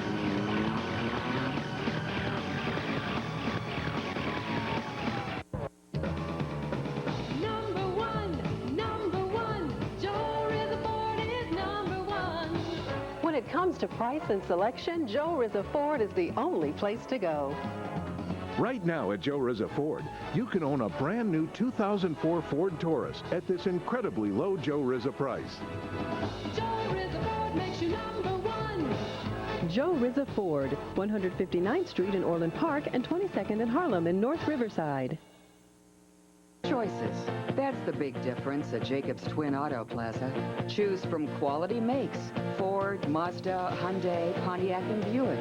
Choose from over 60 different models. Then, after you choose a vehicle, Jacobs Twin makes it affordable. Chicagoland loves choices. That's why more smart buyers choose Jacobs Twin Auto Plaza, 6750 West Grand Avenue. You always win at Jacobs Twin. Tigers today at 5:30 on Fox Sports Net. Time for a Pontiac in-game update. I'm Gail Fisher inside the Fox Sports Net newsroom. Chicago Bears All-Pro linebacker Brian Urlacher will miss 4 to 6 weeks. Urlacher pulled his hamstring on the very first day of training camp earlier this week. Today, the Bears confirmed that he will miss most of the preseason. The four-time Pro Bowl selection is expected to have a great year this season. So far, it's off to a bad start. Now let's send you back to Chip and Steve. All right, Gail, thank you very much. We go to the top of the 5th inning. New life for Mark Pryor.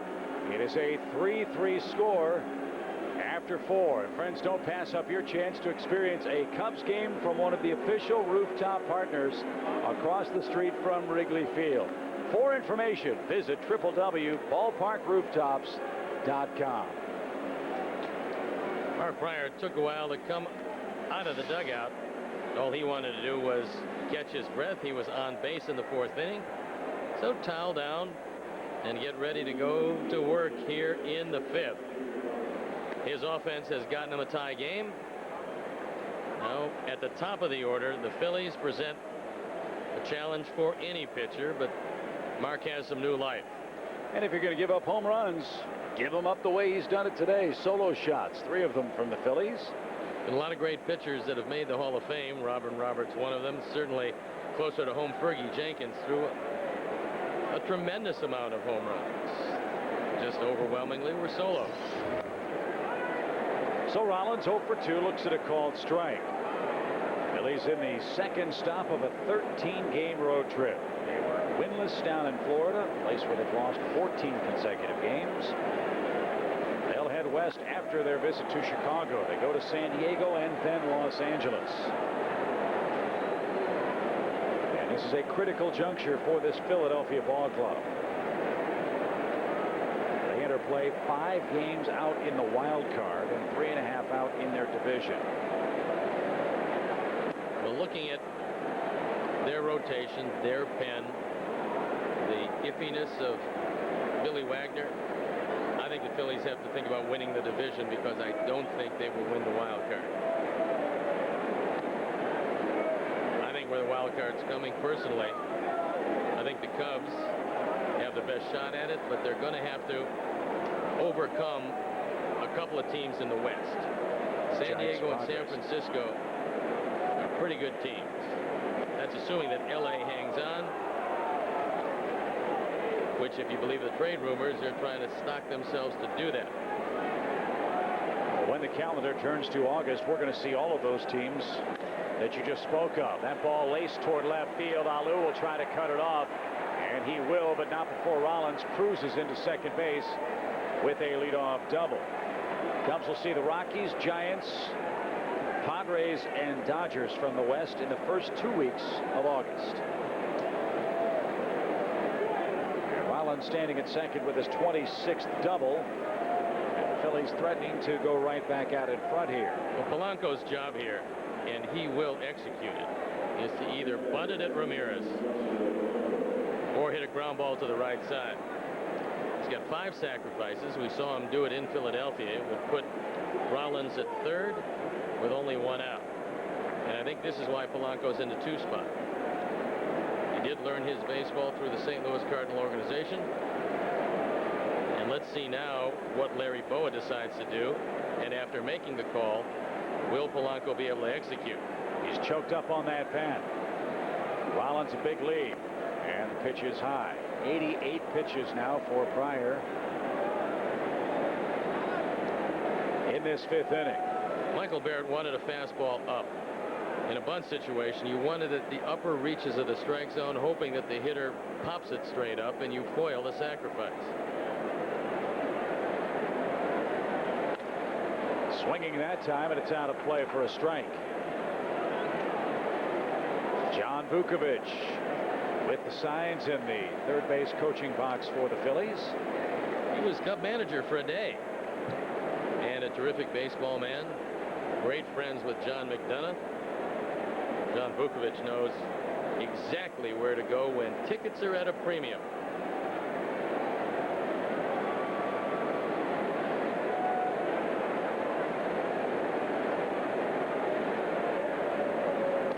High and tight to Polanco. 2 balls and a strike. First base coach is Milt Thompson. He had some good days in Philadelphia. An old friend Gary Varsho, also a coach on this team. He and his lovely wife Kay spent a lot of time in Chicago. Ball 3, 3 balls and a strike.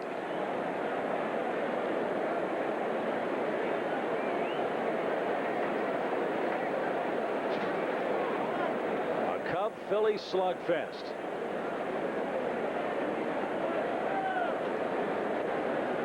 One count. Now it's full. The Cubs got a break. That was up and out of strike zone for ball 4. Polanco wanted to protect. Remember the first inning, Pryor threw a bullet of a fastball and struck him out. Mark could use one here.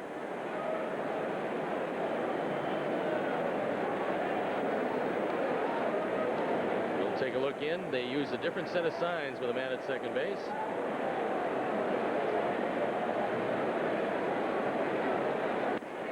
Lost him, ball 4 high. Pryor got under the curveball. He knows. You saw him reach down, grab a hand of dirt. Everybody who's done this for a living knows that you have to stay on top of it. Nobody knows it better than Mark Pryor. He got under it. It cost him ball 4. So that is a mechanical adjustment that all pitchers go through. And there's really not much you can do about it. I don't think anybody is harder on Mark Pryor than Mark Pryor. So we have to deal with Abreu. And nobody out here in the 5th.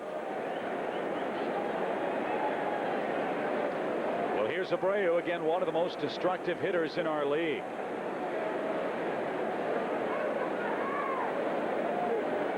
bullpen up and going for the Cubs.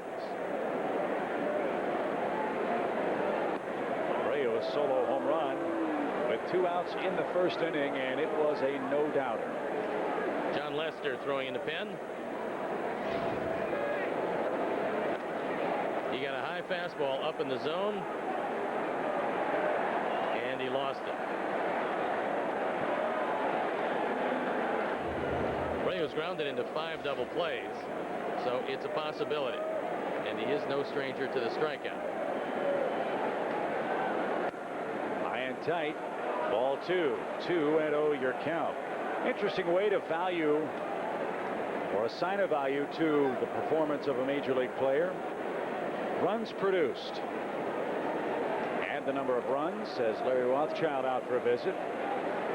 Add the number of runs and RBIs and subtract home runs, and you come up with a number.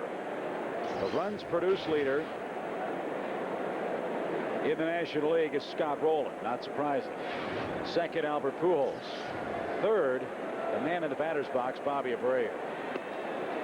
Larry Rothschild with a twofold purpose. Wants him to be careful with the 2-0 pitch. He also wants Leicester to get 10 to 12 extra pitches in the bullpen. By the time Larry gets done with this conversation and Paul Schreiber breaks it up, Jon Leicester will be ready. The Cubs don't want to take Pryor down, although he's getting close to the magic number. Nobody will ever tell you just exactly what the pitch count is. You know that Pryor has to be on one. And the Phillies have put a lot of pressure on him because he's getting up there in pitches. He has not had a 1-2-3 frame today. He's got 2 on, nobody out, and a 2-0 count to Abreu, and that ball belted center field and deep, long gone. 3-run homer for Bobby Abreu.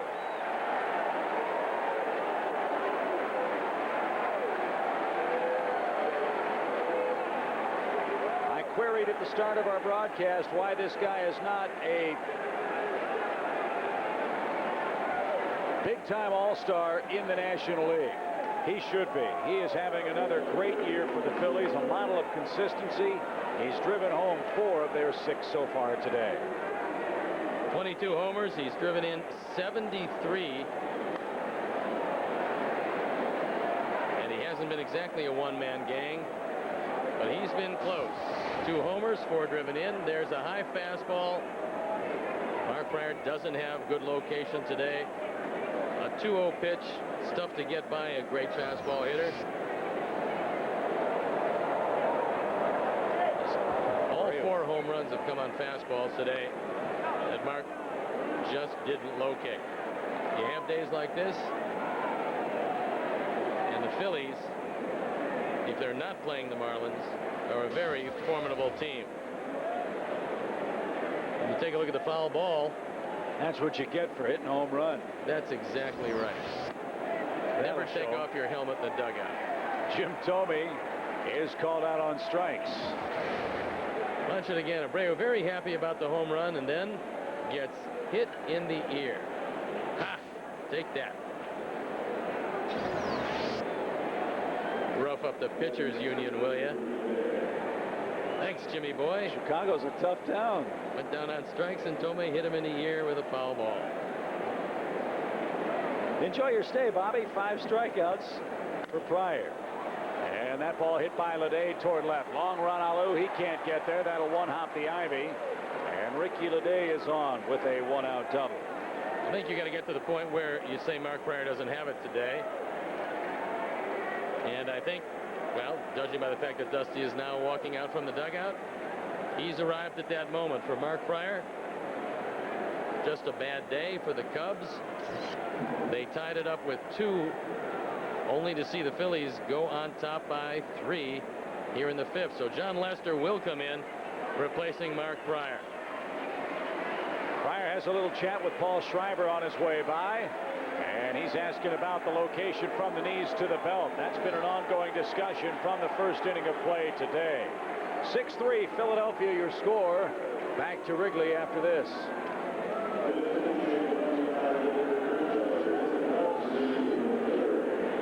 Hey fans, ever dreamed of being a sportscaster? Presenting the Sam Adams Sportscaster for a Day contest. Fox Sports Net and Sam Adams are teaming up to send one lucky winner to serve as a sportscaster during the Northsiders September trip to Florida. To find out how to enter and where you'll need to go to try out, log on to fsnchicago.com or head to samadams.com and click on Chicago Baseball Broadcaster Tryouts. You could be a sportscaster for a day. Brought to you by Fox Sports Net and Sam Adams. Always a good decision. 8, 6, 6, 4. Call 866-4FPL DCO. Get free installation through July only. Call 866-4FELDCO. Save hundreds, even thousands on Feldco replacement windows. Get free installation now. Jump on these special savings. Call now. Call 866-4FELDCO. Calling all Cubs fans. Bring your favorite team home year-round with Vineline, the official monthly magazine of the Chicago Cubs.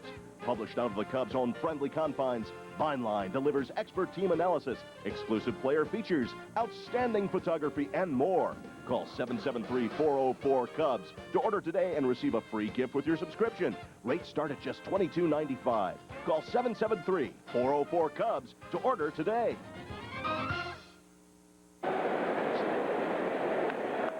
There's a look at Jon Leicester. He's on for the 13th time. The record 2-0. The ERA, a minuscule 2.08.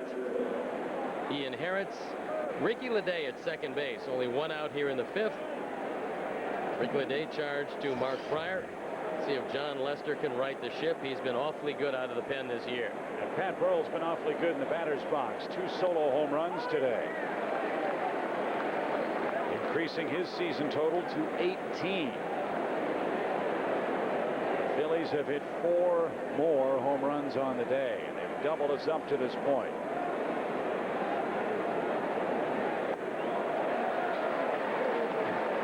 To the count to Burrell. Just remember this Philly bullpen without Billy Wagner and Ryan Madsen, so they're a little short down there. They will close with Tim Worrell. So this one a long way from over. We know there'll be another home run or two, certainly from the Cubs side of the equation. Lester comes in, gets the all-important first man he faces. And it'll be David Bell's turn with 2 outs, and Leday's still at second base. Good hard slider. And what you have to ask yourself now, because the Cubs are in the middle of this game, is do you want to take your chances with Bell, who's probably a better hitter at this stage of his career than Lieberthal, who's in the on-deck circuit? This is downstairs. 1 ball, no strikes. Bell has walked and singled. Lieberthal 0 for 2. And waits next. And Leday has good but not overwhelming speed out at second base. Good pitch. Well, I tell you what, Jon Leicester has been a godsend for this team coming up from AAA. Jon Leicester and Glendon Rush, both guys you didn't figure would be in the equation in spring training. But when you get your opportunity here, you have to make the most of it. He certainly has done that. 2 balls and a strike. Just be very careful with Bell. Pryor couldn't retire him in 2 at-bats, a walk and a base hit. And he's had a resurgent year.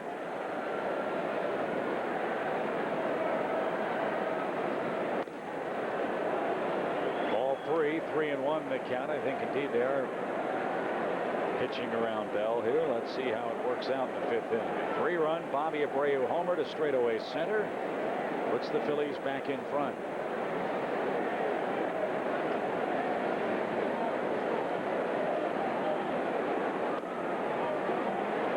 Lieberthal hits with men at first and second.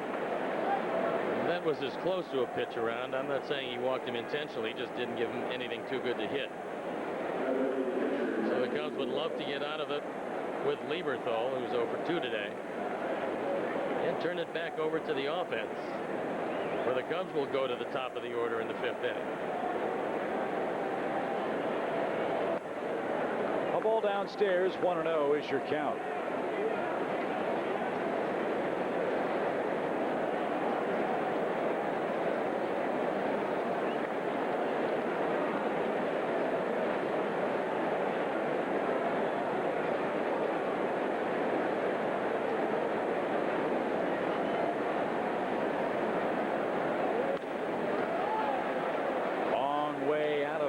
right off the bat of Mike Lieberthal. Any theories as to what has caused his precipitous offensive decline of late? Well, although he's still hitting the baseball, he's using a lot of right and right center.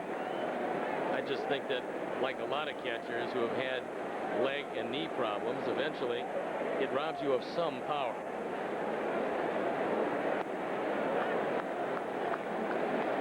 Ball too low.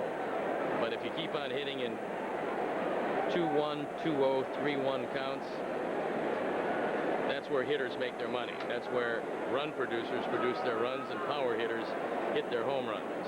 So this is a tough pitch for Jon Leicester. 2 on, 2 out, 3 in. And a ground ball on a high hop towards second. It handcuffed Gonzalez, but he makes the flip to second.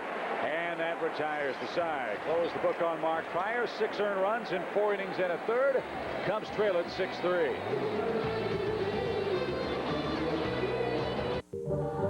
It's baseball season imperfect.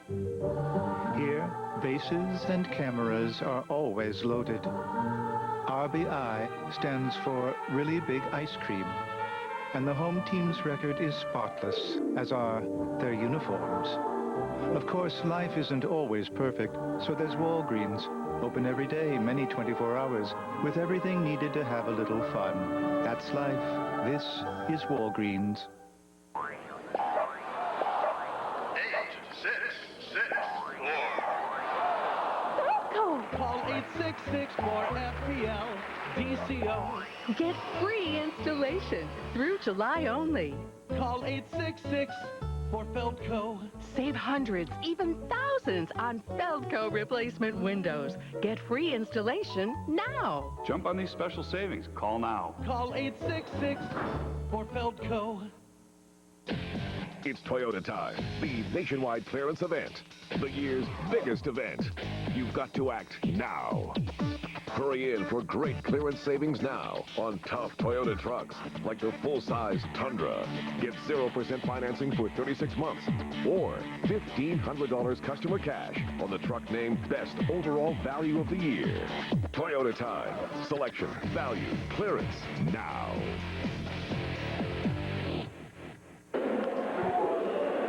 Well, partner, to this point, it hasn't been a particularly happy homecoming for the Cubs. This Philadelphia ball club, as we told you, one that can hit the ball out of the ballpark, has done it 4 times today, and they lead the Cubs and Mark Prior 6-3.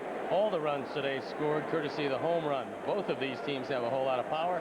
Both of them use over 40% of their offense, as far as scoring is concerned, by hitting the ball out of the ballpark. We're not done seeing it yet. This is a very lively ballpark today, and the Cubs still have a long way to go as they head to the top of their order. Which means Mark Gonzalez is set to go. It's a 6-3 game. Maybe a little light sprinkle working on the rooftops across the street. Gonzalez 0 for 2. He's flying to left and center. And takes a called strike.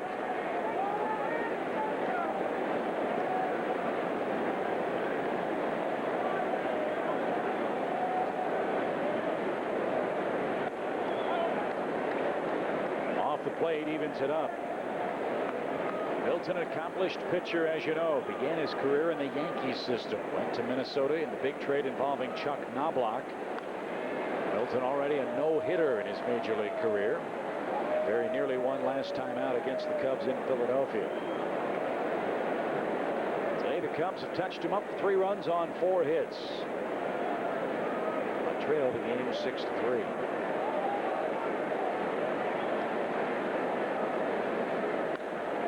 Toward third and foul past the Cub pen. Mark just missed a double down the line.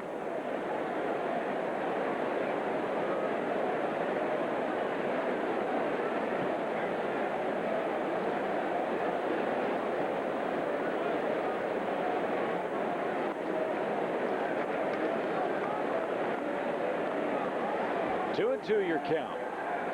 Tyrone Willingham, the head coach at Notre Dame, will be by for the 7th inning stretch today. You want to stay tuned for that. NFL training camps are open. The college kids will get going pretty soon as well, if not already.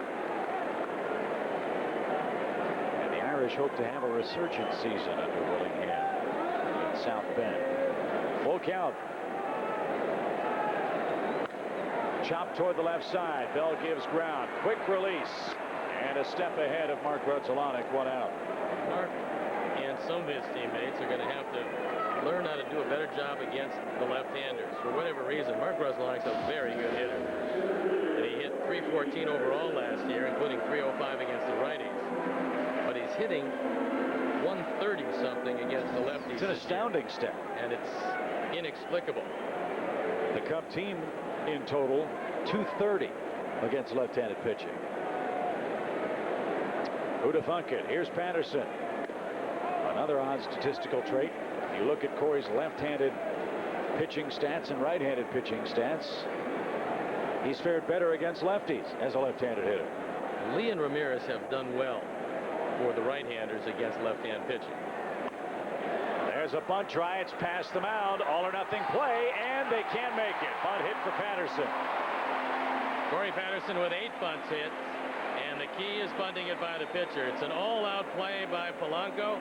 He did everything he could, but Corey a step too quick.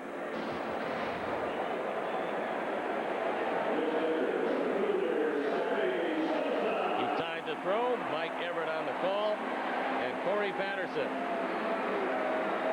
after 2 strikeouts, making a very good play.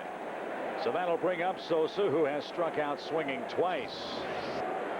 6-3, 1 on, 1 out, Phillies lead. And Rob Gronko of Chicago hopeful that Sammy can hit the ball out of the park here. If Sosa does, Rob will be a winner in our Toyota Fan of the Game contest. Rob would win a Fox Sports Net Toyota prize package. That includes a t-shirt and a hat. Sammy is yet to homer off a left-hander this year. This is a good time for number 1. Got a big piece of Lieberthal behind the plate. 1 ball, 1 strike. That was Sammy's pitch. Unlike many of the others he's faced, that one was down and out over the plate. He fouled it straight back, and Lieberthal took some punishment. You can close the book on Mark Pryor today. 4 innings and a third.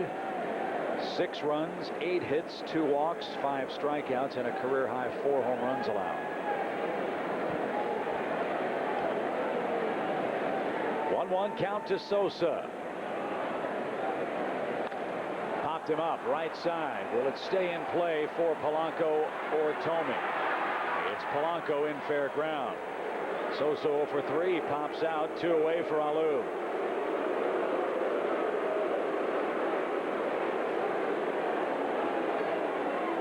Royce has had a ringing double to lead off the 4th inning. And then Derek Lee, who's killed left-hand pitchers this year, promptly hit one against the screen to tie it at 3. So now with Corey on, and not likely to be stealing against Milton and taking the bat out of Moises' hands, figured Dusty imploring Moises to look for something middle in. That's the way the outfield's playing him, to pull. Leday shaded way around toward left in center field. Big gap in right center. Short lead for Patterson, who's breaking back toward the bag, and it's another pop-up right side. Long run, Polanco. That ball might be trouble. What a play, Polanco in fair ground, who tumbles into the bullpen. Outstanding effort. You won't see many better than that. Placido Polanco had a long way to run.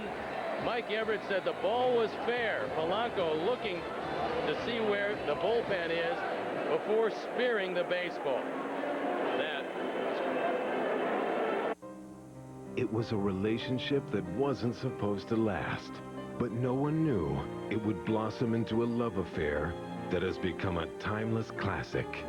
This summer, relive America's favorite love story, Ford Taurus. And during the One Big Event Ford authorized clearance, choose 0% financing for 60 months or $4,000 cash back, plus $1,000 clearance cash. Ford Taurus, America's love affair continues, now playing for a limited time. Hey, Dad, this computer would be perfect for school.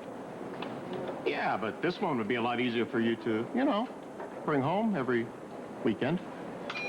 It's that time again, and Circuit City's the place for new school gear. Right now, save $250 on the ultimate dorm room notebook from HP with a widescreen display, AMD Athlon 64 processor, Windows XP Pro, and DVD burner. Just $1499.99 after mail-in rebates and instant savings. Only at Circuit City. If you're thinking about a new garage, this could be the time. Now you can own a Danley, the world's finest quality garage, and get $1,000 off any size Danley garage. Just call 773 Garages right now. Call 773 Garages right now and get $1,000 off any new custom-built Danley garage. But don't wait too long. Danley's Garage World. Depend on Danley. Hyundai's on a winning streak, and during Hyundai's winning streak summer clearance, save big on the popular Hyundai Elantra. The Elantra costs $1,600 less than a Honda Civic LX when comparably equipped, and right now you get $1,500 cash back or 0% APR on every Elantra. Plus, Hyundai's award-winning quality is backed by America's best warranty, 10 years, 100,000 miles. So don't buy another car before you check out Hyundai's winning streak summer.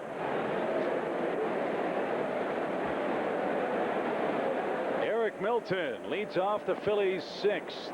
What a play by Placido Polanco down the right field line. If he doesn't get that ball, it's a double.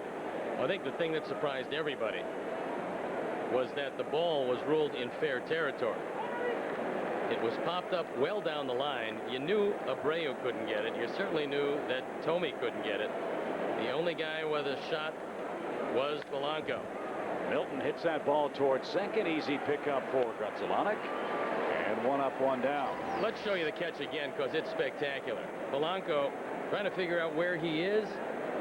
Catches the ball, tumbles right onto the pitcher's mound in the bullpen. And this effort speaks for itself.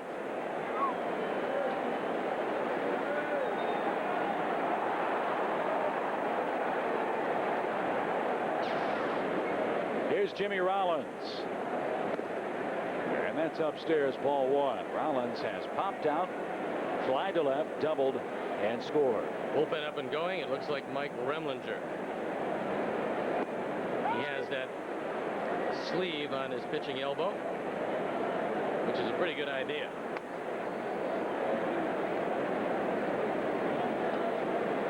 One count to Jimmy Rollins. That ball bounced foul. Dusty Baker was talking about the possibility of the addition of Ryan Dempster to the Cub bullpen. Ryan's coming back from Tommy John surgery and has been rehabbing down at AAA and is working out of the bullpen. He's been a career starter. The one test Dempster has not yet undergone is pitching on back-to-back games or 3 games in a row. And that'll be the test as to when he'd be ready perhaps to join this Cub team. Well, obviously, we're not only not doctors, but don't play them on TV, but he's progressing remarkably well from an operation that usually takes 18 months. And he feels like he's close to ready to go. That's right down the middle, and it throws Rollins. And the Cubs are hoping he is ready to go. They feel that, especially working out of the pen, he'll throw the ball harder than he did as a starter, and he's pitching in the low 90s now. Good effort by Leicester. Jimmy Rollins just guessing ball. He got one right down the middle. Here's Polanco. And that's in for a strike. But as Steve said, we're not doctors. We don't play them on TV. But on the bright side of things, we did stay at a Holiday Inn Express. 6-3, Phillies have the lead. 0-2. Right now, Lester carving up the Phillies. And I think this is going to be the last man he's going to face one way or the other. The reason is the Abreu-Tomei part of the batting order starts after Polanco. And with Leday and a red-hot Pat Burrell, Dusty, I think, will go to Remlinger. Line to third, and Aramis had him played perfectly. The Phillies finally have a 1-2-3 offensive inning. Middle of the 6th, they lead it by 3. Introducing Summer Takeoff. Stay at any AmeriSuites or Wesleyan Suites and receive $100 off any airline ticket anytime. So check in and take off.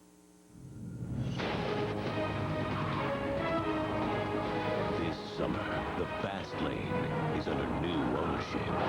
Supercharged Grand Prix Comp G, V8 GXP, and 350 horsepower GTO. Together for the first time in the most thrilling performance of the season. Pontiac Summer Drive, the performance of the year, the ride of a lifetime. Now playing in Pontiac dealers everywhere.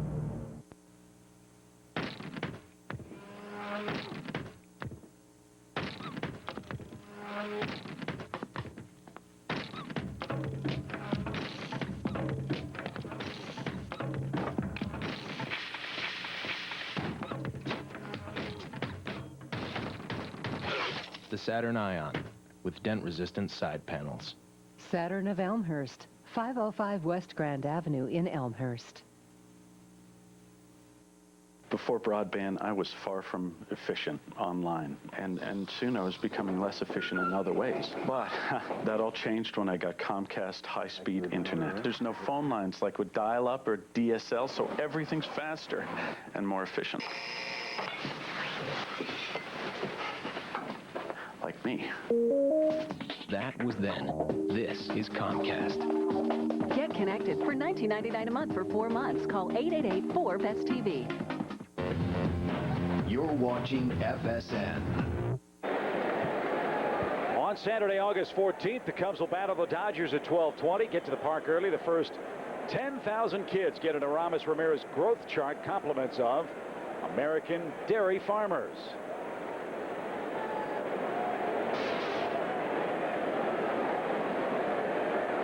Eric Lee will lead things off for the Cubs, who trail by 3. Eric Milton continues to pose problems for the Cubs bats. Derek Lee has hit the ball hard twice. One of them a 2-run homer in the 4th.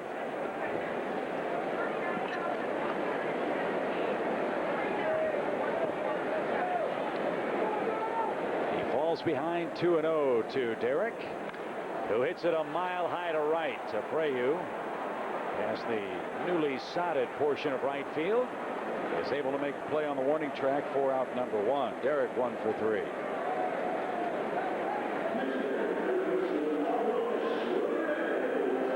The bright green is fading into the dark green in right field. And Derek Lee now has hit the ball hard 3 times with the 2-run homer to show for it. Remlinger continues to throw in the pen, which would lead you to believe that regardless of what happens, he's coming in. Foul back out of play. The 2 righties this year who have consistently hit left-hand pitching are the 2 guys that have hit home runs today, Lee and Ramirez.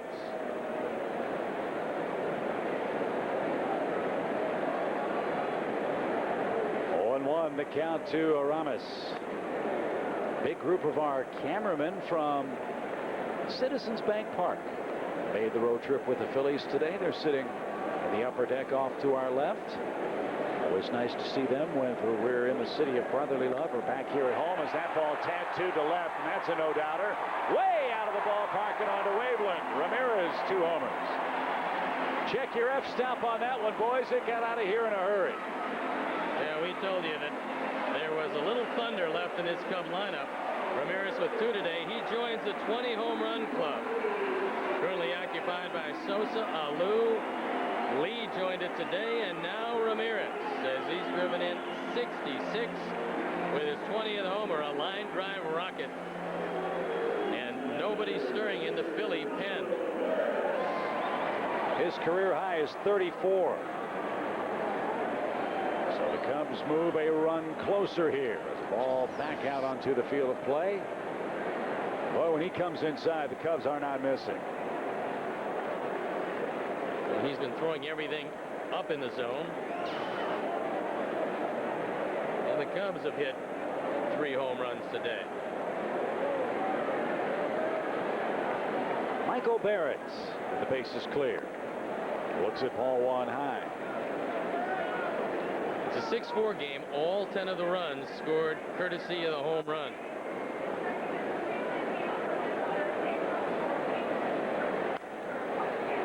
That's out of play off the bat of Michael Barrett.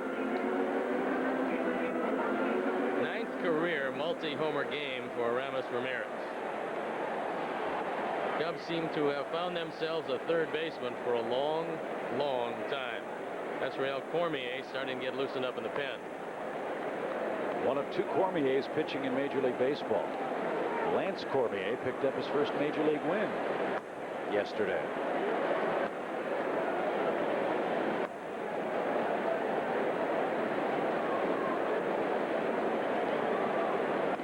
Rheal Cormier, a Canadian native.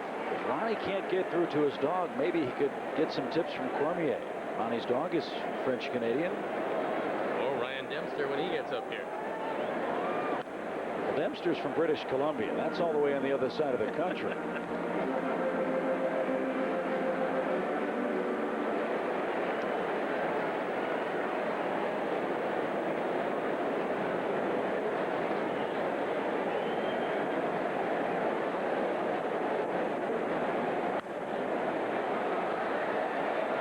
Full count, 3 balls, 2 strikes.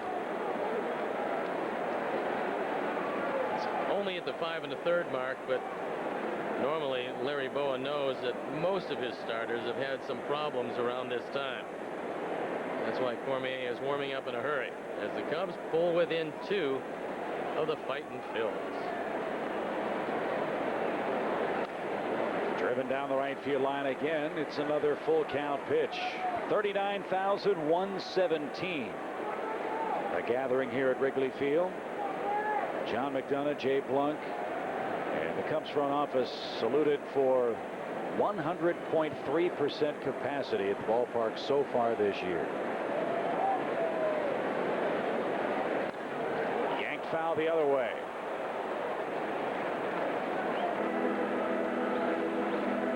Three balls, 2 strikes. Alex Gonzalez waiting next.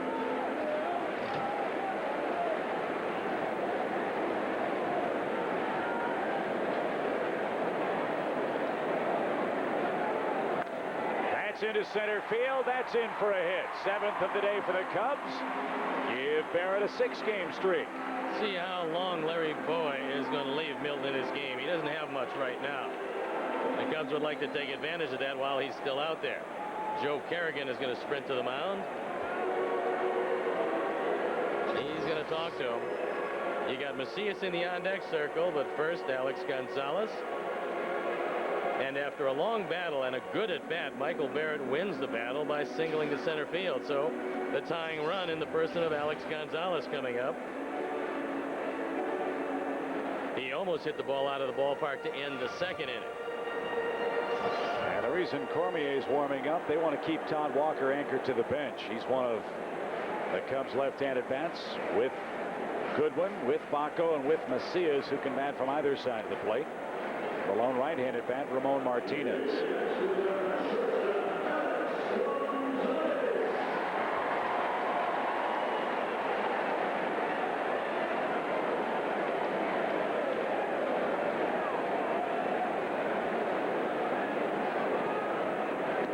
Pitch number 100 of the day from Milton is low. 1 ball, no strikes.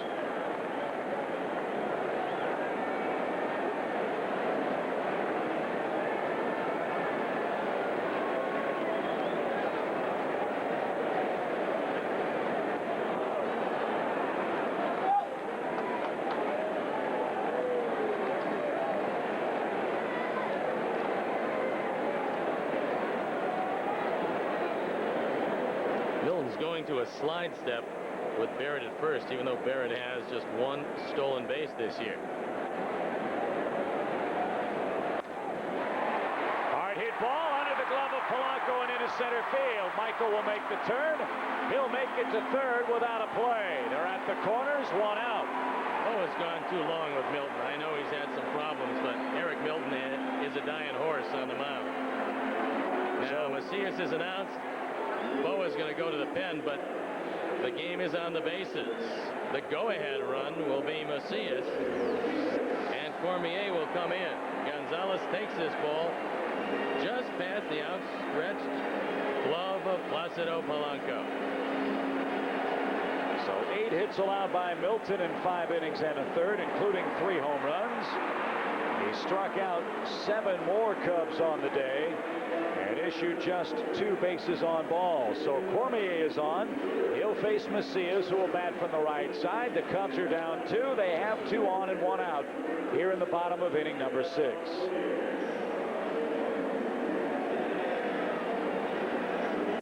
This summer, get ready to experience the toughness of one machine in this year's one big blockbuster event. Ford authorized clearance. Now get Ford F-150 with 0% financing for 60 months or $4,000 cash back plus $1,000 clearance cash. Plus get a 5.4-liter Triton V8 and trailer tow package on the all-new F-150 at no charge. Ford authorized clearance. Now playing for a limited time. Hey, Cubs fans, looking for a new way to get to Wrigley Field? Try riding your bike.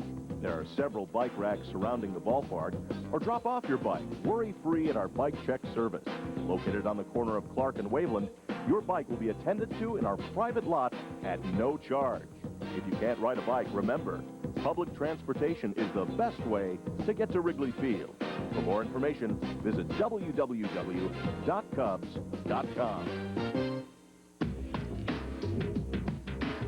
Comcast is working hard, so you won't miss a moment. We're working hard to bring you crystal clear pictures with digital cable. We're working hard to bring you high-speed cable internet. And at Comcast, our promise is to continue bringing new technologies home to you first, to keep you in touch, informed, and in sync, with everything you need to stay connected, now and in the future. All from one single source, Comcast. Well, now the pressure swings to this Philadelphia bullpen, a bullpen that doesn't have their ace closer in Billy Wagner. They do have the left-hander Rheal Cormier on, and he'll face Macias, who hits from the right side with Cub runners at the corners and 1 man out. Cormier with an ERA just below 4 in his 52nd game. Macias, a switch hitter who has more pop from the right side. And the ball has been jumping here today. Barrett at third, Gonzalez at first. A couple of home runs for Macias on the year, and that ball dances down and in. Macias off the bench this year, 6 for 28. The Cubs, even though Todd Hollandsworth has had a remarkable year and hasn't been available, still 32 for 132 off the bench. Those are pretty good numbers for a very strong Cub bench. Chop toward third, high hop for Bell. He's coming home. The throw is offline. Bell gambled and lost. Barrett scores. It's a 1-run game, 2 on, still 1 man out. Cubs had the contact play on, and David Bell makes a bad decision. You get the out at first. He thought that he would have been able, with Barrett, who's a catcher, to throw him out. He doesn't get him. Michael Barrett with a good slide. You see Lieberthal, who's had a lot of collisions at the plate, can't really block it off. He gave him the whole back of the plate to slide to. He did. It's a 1-run game, and that goes as a fielder's choice, but a run batted in. Cubs running on contact. Good slide. And a good call by the coaching staff, and Mother Nature and gravity help too. 2 on, 1 out. Here's Gonzalez. Mark takes a called strike. He's 0 for 3 today.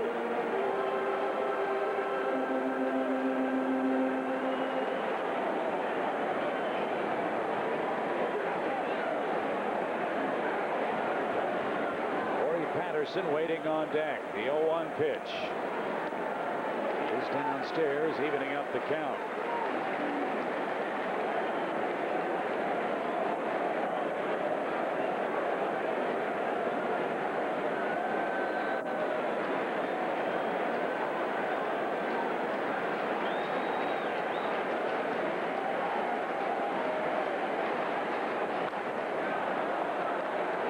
Play, 1 ball, 2 strikes to Mark Gonzalez. Fisher Henderson, 6 years young today, the grandson of former Iowa Cubs owner Ken Gramquist, at the game today. Eric Sanitra from Park Ridge, 8 years old at the ballpark.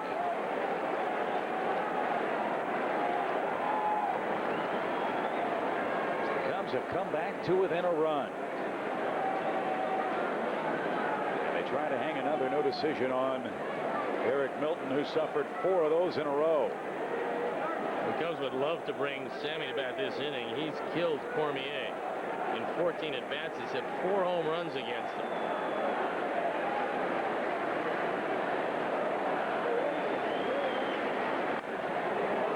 Yanked foul, and Kent Mercker on guard duty in the Cub pen. Remlinger's been ready for a while. Maybe he'll get a chance to come on with a lead here. Leicester's out at 1 2/3 innings. No runs, no hits.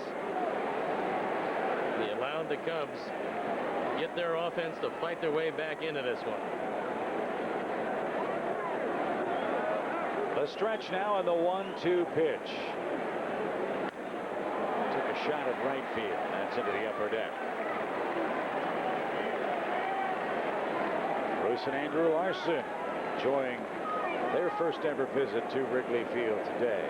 You're a first-time viewer. Hope you are as well. A cloudy, overcast, but balmy day in Chicago. Very much like South Florida. For those of you in the Philly clubhouse watching our broadcast right now, 1 ball, 2 strikes.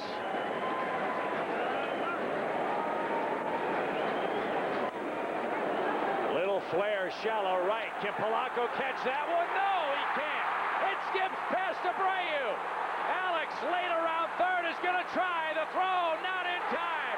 It skips past Cormier. And Gonzalez on his way to second. We're tied at 6. And the Phillies self-destructing in this inning. Mark Gonzalez with a looper. It's a clean base hit, and then the adventures start. The ball gets by. Everything coming up roses for the Cubs. Alex scores a big run. Still runners at second and third. Only 1 out. It's a hit and an error. Abreu lets the ball get by him and then throws it away. E9 on Abreu. It's his 4th error of the year. And now you've got a lefty-lefty matchup for Patterson, second and third with 1 out. And the Phillies bring the infield in.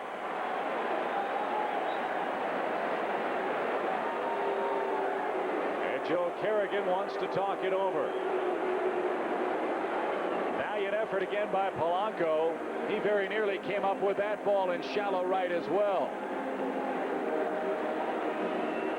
Joe Kerrigan taking his time. Now the bullpen starts to work. Larry Boa didn't have a right-hander up. Heading into the Sosa, Alou, Lee, Ramirez, Barrett, and Gonzalez part of the order, but this is going to kill enough time to get that bullpen ready. The Cubs fought back to tie it. They gave up a 3 spot in the 5th. They come back here with at least 3 of their own here in the 6th. That's Roberto Hernandez throwing in the pen. Somewhat ironic, it's Cormier and Hernandez, the first 2 men up out of the bullpen today after their comments in the newspapers in Philadelphia. It's Cormier having some trouble here in the 6th. And Patterson sends that to center field. One's going to score. Wendell's going to wave Gonzalez around. The Leday throw to the plate is in time. Leday made a perfect throw. Gets Gonzalez at the plate. Patterson into second with an RBI. He'll take second on the throw. The Cubs lead 7-6.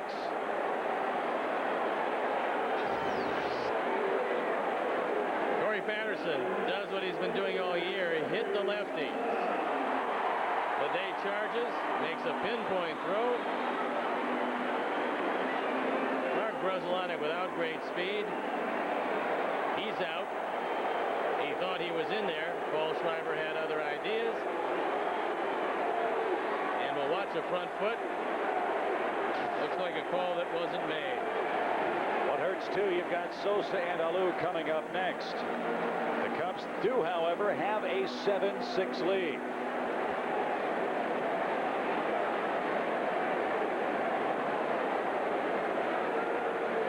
One ball, no strikes to Sosa. Roberto Hernandez just about ready. Well, pitching carefully. I can't understand why Cormier is facing Sosa, but the Cubs will take it. But watch it again. The ball beats him, but Gonzalez thought his foot was in before the tag. Unfortunately, so does Paul Schreiber.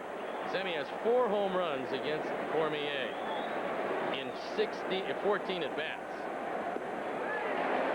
So Macias reached on the bell fielder's choice. That drove in a run. Gonzalez, a blooper into shallow right that spun away from Abreu. That plated a run. Patterson singles up the middle through the drawn in infield. That plated another run. He stands at second in a 3-0 count to Sosa, who got the green light, fouled it away. 3 balls and a strike. Well, for Sammy, there is no 3-0 red light.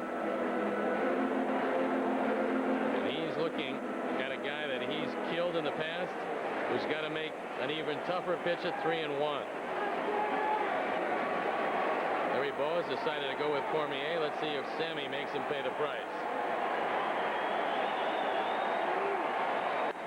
To right field, that'll drop for a hit. Patterson's going to score. Sosa hits it off the end of the bat, and it turns to gold. It's an 8-6 game.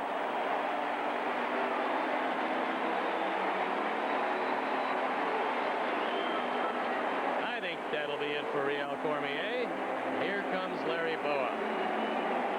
Hernandez will come in to face Alou. And Sammy, who's always tattooed Cormier, doesn't hit it real hard, but couldn't have thrown it out there any better, and the Cubs add to their lead with a 5 spot here in the 6th. And after the first hitter, Cormier gives up 3 consecutive hits and the lead. 8-6 your score. Hernandez will be greeted by Larry Boa when we return.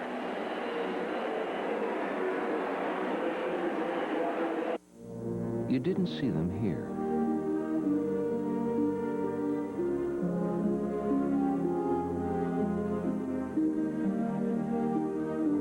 You didn't see them here. You didn't see them over the years as they trained, practiced, and worked to become America's finest high school baseball players. But you can see them here. The Aflac All-American High School Baseball Classic, August 8th on Fox Sports Net. I only want to be with you. You've been waiting all year for this moment to arrive. The one and only clearance at your Lincoln Mercury dealer. A short time when you can get the best savings of the year on every Lincoln and Mercury, including Navigator, the midsize Aviator, and the versatile Mountaineer. Get 0% APR or up to $4,500 cash back on select Lincoln and Mercury SUVs. See your Lincoln Mercury dealer and be satisfied. Show off your pride with official Chicago Cubs merchandise. Hats, t-shirts, jerseys, jackets, and more. Let the world know who your favorite team is. Order your official Chicago Cubs merchandise today. Call 773-404-CUBS or go to Cubs.com. Wear your Chicago Cubs gear with pride. Introducing Summer Takeoff. Stay at any AmeriSuites or Wellesley Ensign Suites and receive $100 off any airline ticket anytime. So check in and take off. For details, visit summertakeoff.com. 1,500 RBIs indeed for Sammy Sosa, and we didn't even need to see the sign to tell you that. Roberto Hernandez is the 3rd Philly pitcher on the afternoon. Well, Moises Alou with a chance to add to this lead. The Cubs have come roaring back, and Hernandez on for the 44th time inherits Sammy Sosa at first base. He just drove in run number 50.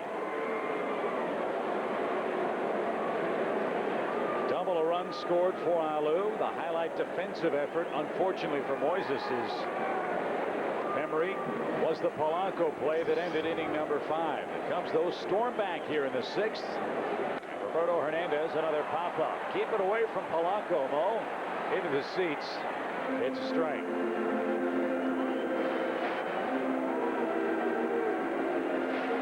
Well, you do know one thing. When Mike Remlinger comes into this game, he's going to be real loose. So he's been throwing for the better part of an inning and a half. Hopefully not real tired. Well, now he's taken off the sleeve. So apparently that left arm is ready to go. And he'll be facing Abreu, Tome, and Lede. Downstairs from Roberto Hernandez. The Cubs have done what they wanted to do. Get into this Philly bullpen as soon as you can. They had to work overtime in Florida yesterday. Again, with Madsen and Wagner out, right now, that pen a little bit vulnerable. Slider low, 2 balls and a strike.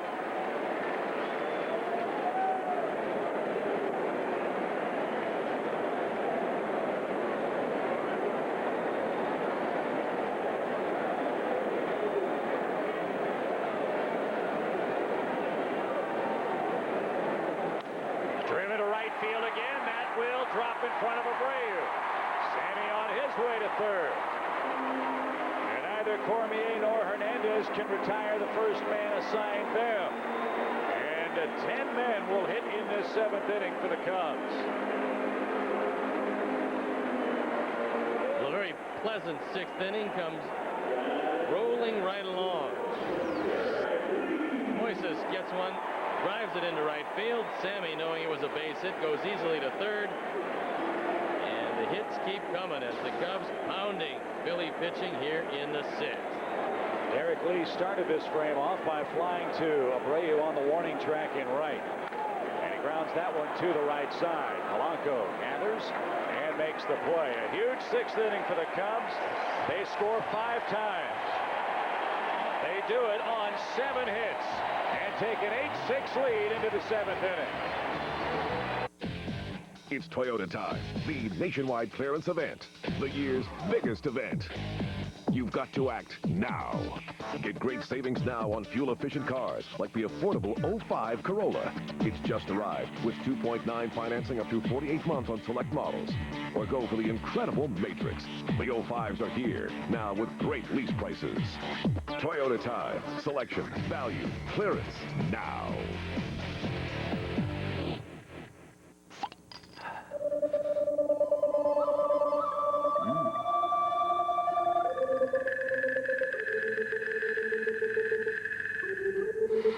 I'm out. I guess I win.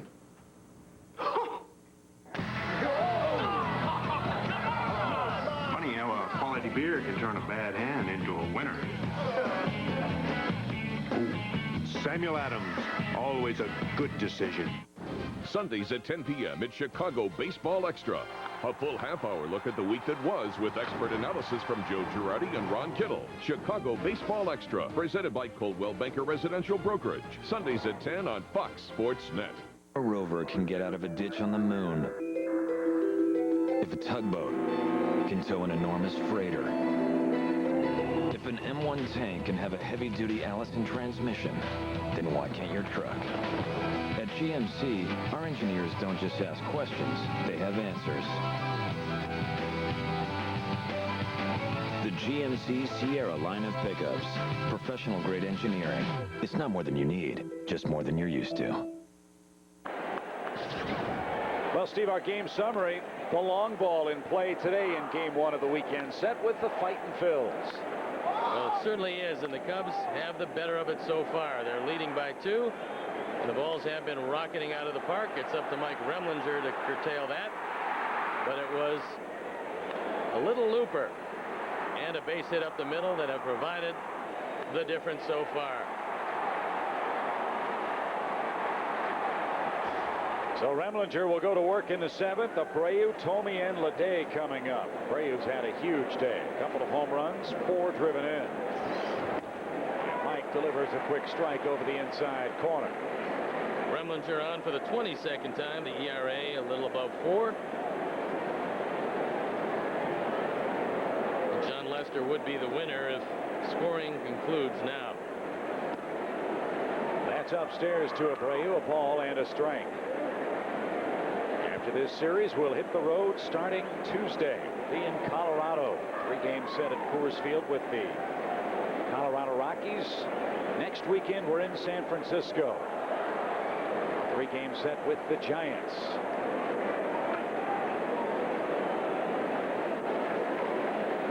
Ball, 2 strikes to Abreu. There's our Danley's Garage World schedule. Everyone really fired up about that Sunday night game in San Francisco. 1-2 count. High fly ball. Did he get enough? Moises Alou to the track, to the ivy. Just enough room. 1 out. He didn't miss by much.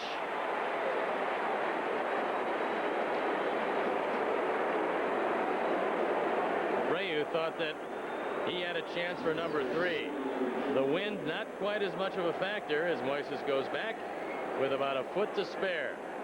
And now they're going to shift on Tomey.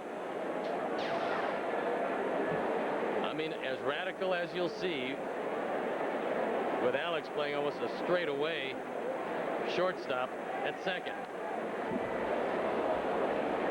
A classic home run hitter's cut from Jim Tomey. Tomey's had pretty decent luck against Mike Remlinger. Abreu didn't have any luck, and Mike retired him.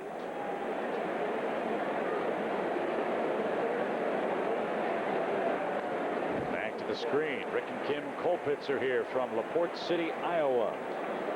Jacob Brim celebrating his 10th birthday today.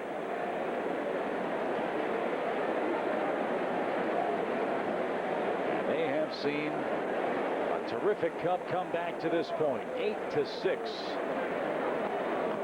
Tomey fouls it off. That had to feel good. Remember, as Steve mentioned earlier, he took a cortisone shot in the finger. The finger he broke earlier this spring.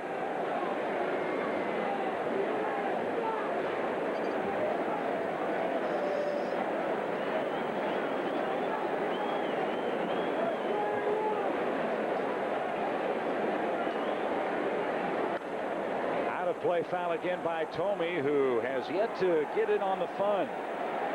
He's 0 for 3 so far in the series opener.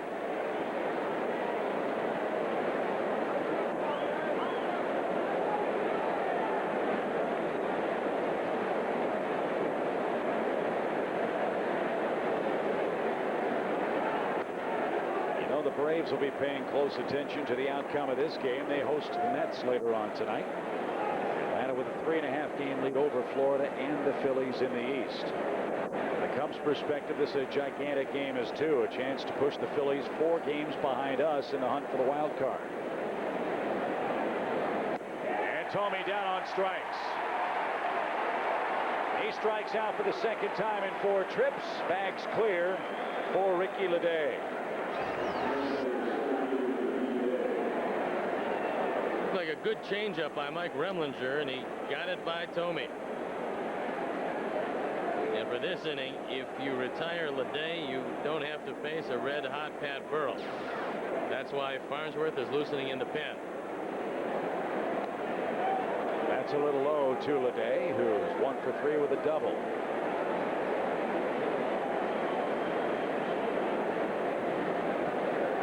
That 2-base hit came in inning number 5.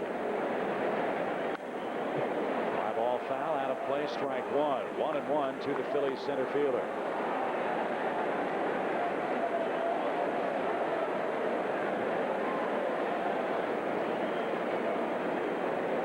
Now Farnsworth is ready for the Burrell, Bell, Lieberthal portion of this lineup. But first things first, take care of a tough Ricky Leday. And we get to hear the coach sing, Tyrone Willingham. You know, he's pretty psyched up about this. He didn't swing ball 3, 3 balls and a strike to Leday. Well, because Leday can't beat you with a home run, you got to go right after him here. You just don't want to bring Burrell to bat this inning.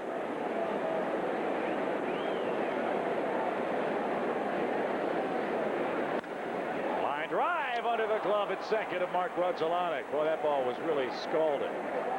Leday has 2 hits. And you would think that would be it for Remlinger. And here comes Dusty. He wants the Farns. So Burrell, who's hit a couple of home runs and has struck out today, will face Kyle Farnsworth. 1 on, 2 outs. Cubs have a big lead here at home. Back for Farnsworth versus Pat Burrell in the 7th inning in a moment.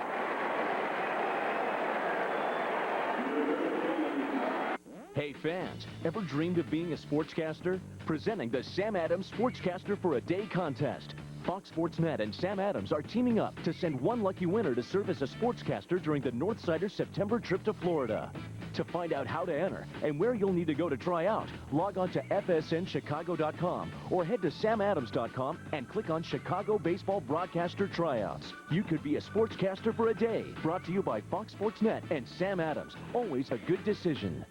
Hyundai's on a winning streak, and during Hyundai's winning streak summer clearance, save big on models like the stylish Hyundai Sonata, named highest-ranked entry midsize car in initial quality by J.D. Power and Associates. It's this dedication to initial quality that lets Hyundai offer America's best warranty: 10 years, 100,000 miles. Plus, get up to $2,000 cash back or 0% APR. So don't buy another car before you check out Hyundai's winning streak summer clearance. Hurry to your Hyundai dealer for up to $2,000 cash back or 0% APR. Calling all Cubs fans. Bring your favorite team home year-round with Vineline, the official monthly magazine of the Chicago Cubs.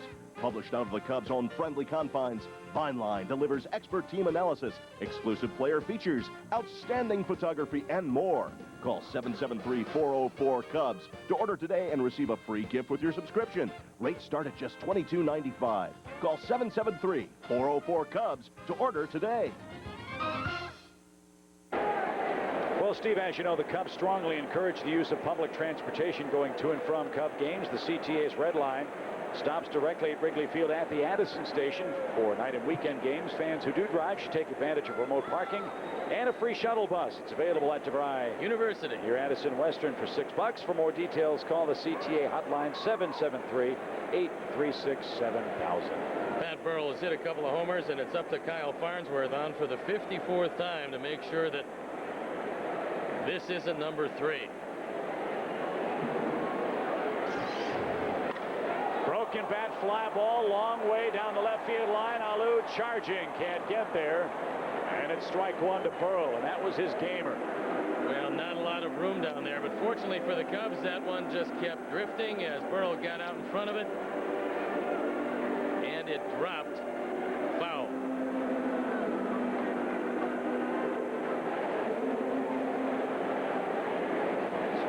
Picks out a new bat. And back to the box he'll go, down a strike. Burrell's seen Kyle Farnsworth 5 times, 2 for 5 with a double.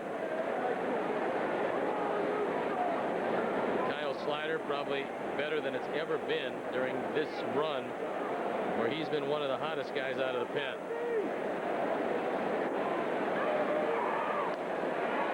Wicked slider, 0-2.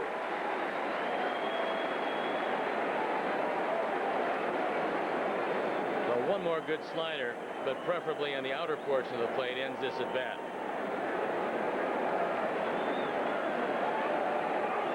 Nothing in 2 to Pat Burrell. That one was off the plate. His slider's gotten so good, I wonder if at times he's fallen too much in love with it. After all, this man that can throw the ball 100 miles an hour.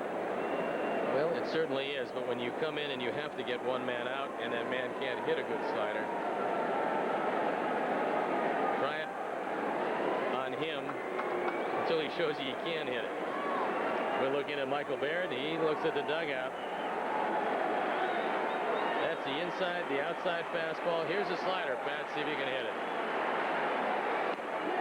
He took it. It just missed. 2 balls, 2 strikes. Now that time Burrell did a great job of holding up, because that one came up there, looked like a fastball. The bottom dropped out, and Burrell didn't swing. A lot of hitters would have been out at this point. Watch Burrell. He sees it, and at the last minute, even though he starts, he's able to check his swing. You're right. Good piece of hitting from Burrell. 2 balls, 2 strikes.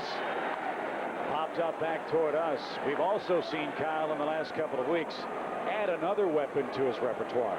Mostly used, though, against the left-handed batters. That's the 2-seam fastball that he will throw, although a little harder than Greg Maddux, not quite as much movement. But that takes care of the outside corner to right-handers and inside corner to left-handers. Well, let's see what he has in mind after Burrell fouled the last pitch back. Okay, at first, the pitch. Hard hit ball. I think he's broken another bat. So Burrell down to his 3rd gamer. Maybe this one has a hole in it.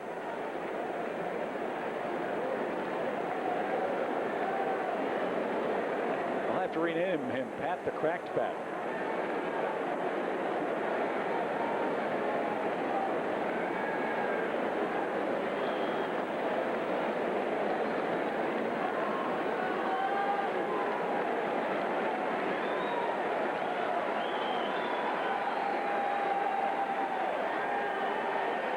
coach Tyrone Willingham very patiently awaiting another 2-2 pitch. That one skipped up there. It's a full count, so Leday will be off and running with 2 down.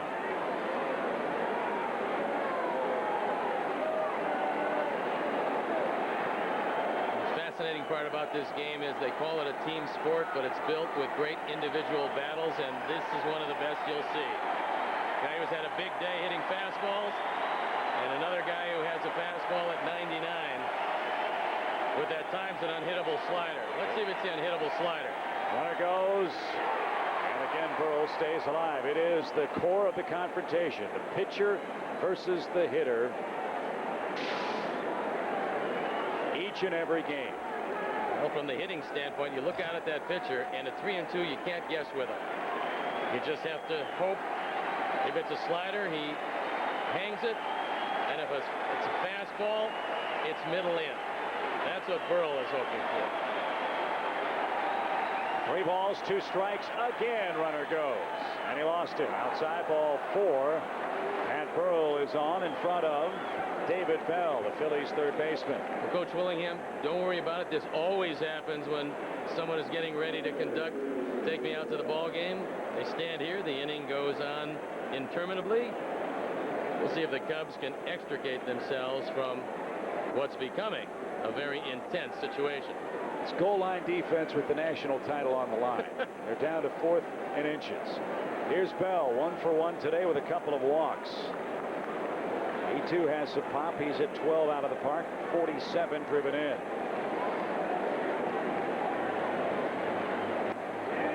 Got ahead with the breaking ball. Strike 1 to Bell. David Bell has only seen Kyle Farnsworth 3 times in their respective careers, despite both of them being veteran performers.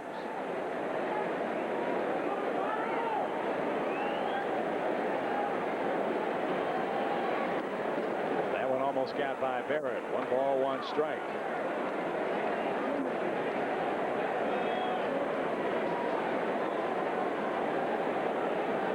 To 5, Cubs lead. The ball has been jumping today.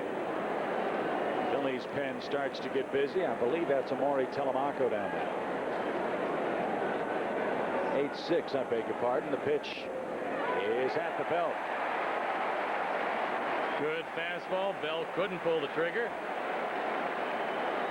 And Kyle and the Cubs within 1 strike of getting out of this. 1 and 2. Again, the big crowd of over 39,000 on its feet.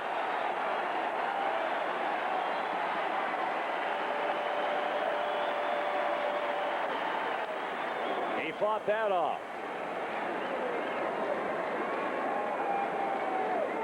He got a hanging slider, and fortunately, he didn't hit it. That ball hung right over the middle of the plate.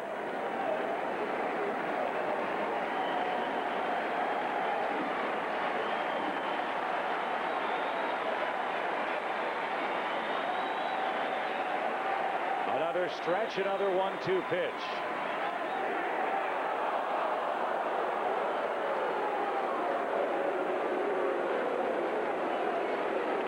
Kyle hasn't wanted to go inside, Chip, but I'm thinking inside fastball off the plate. You can throw it right on his hands. We'll see what they want this time. That slider stayed up. He's been away. It's time to break his bat inside. 2-2. Breaking ball bounced towards short, and that's going to retire the side. Here's the coach, Tyrone Willingham, with Take Me Out to the Ball Game. Tyrone Willingham. Chicago and Dusty, it's great to be back.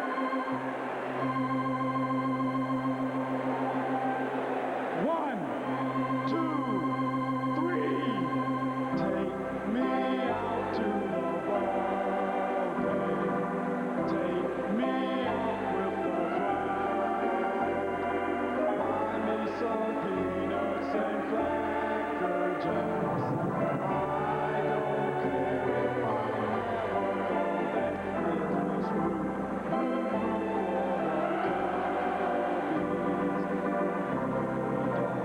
When it's sunshine, chorus 1, 2, 3, flex your out at the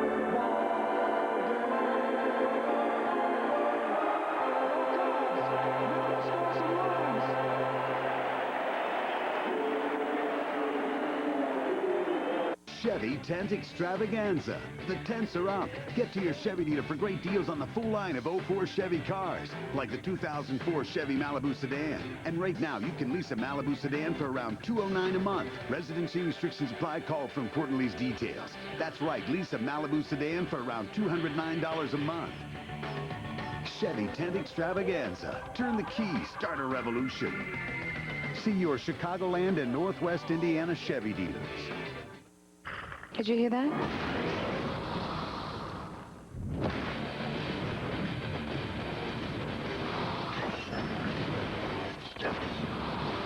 What did you say this room was called? Sacrificial chamber.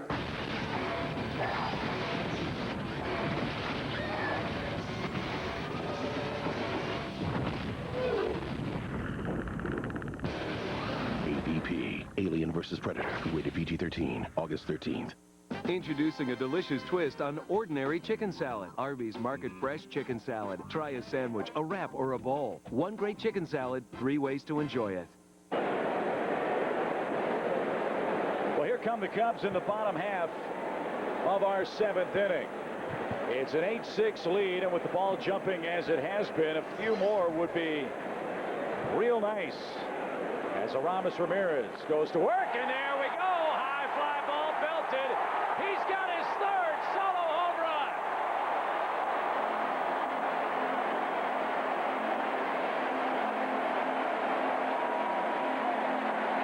Coach, pretty easy, huh? Absolutely.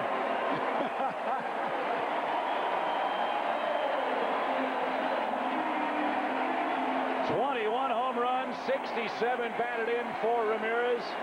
As we welcome Tyrone Willingham, the head coach of Notre Dame.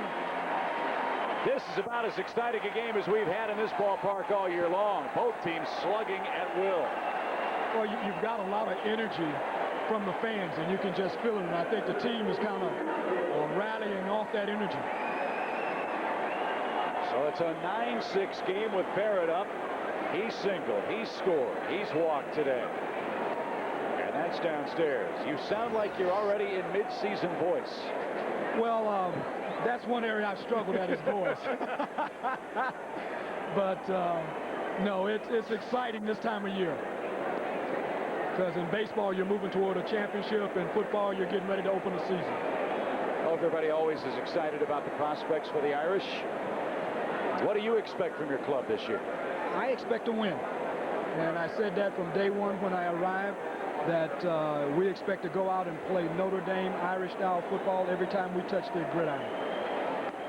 That caught the corner. 3 balls and a strike to Michael Barrett. And, Coach, I know that you were the head coach at Stanford. I know you're good friends with Dusty Baker. Is that where you two guys ran into one another? Yes, it was. We established, I think, just an excellent friendship out in the Bay Area, and it's extended to now the Midwest. Well, certainly Dusty's had a tremendous deal of success. For you in success, what does it mean with this year's football team? Is it the line that's going to spell the difference for you? Well, the first thing, your line, particularly your offensive line, always makes a difference. But until you have stability at one position, it's impossible for anything else to take place. And that one position is the quarterback. And I'm excited about the young man we have, Brady Quinn. Not only his athletic skill, but his leadership and his total personality and persona that he brings not only to our football program, but to the Notre Dame community. And you guys open up with Brigham Young out west. They know how to sling the football out there. Yes, we do. And it will be a far different team than we faced last year.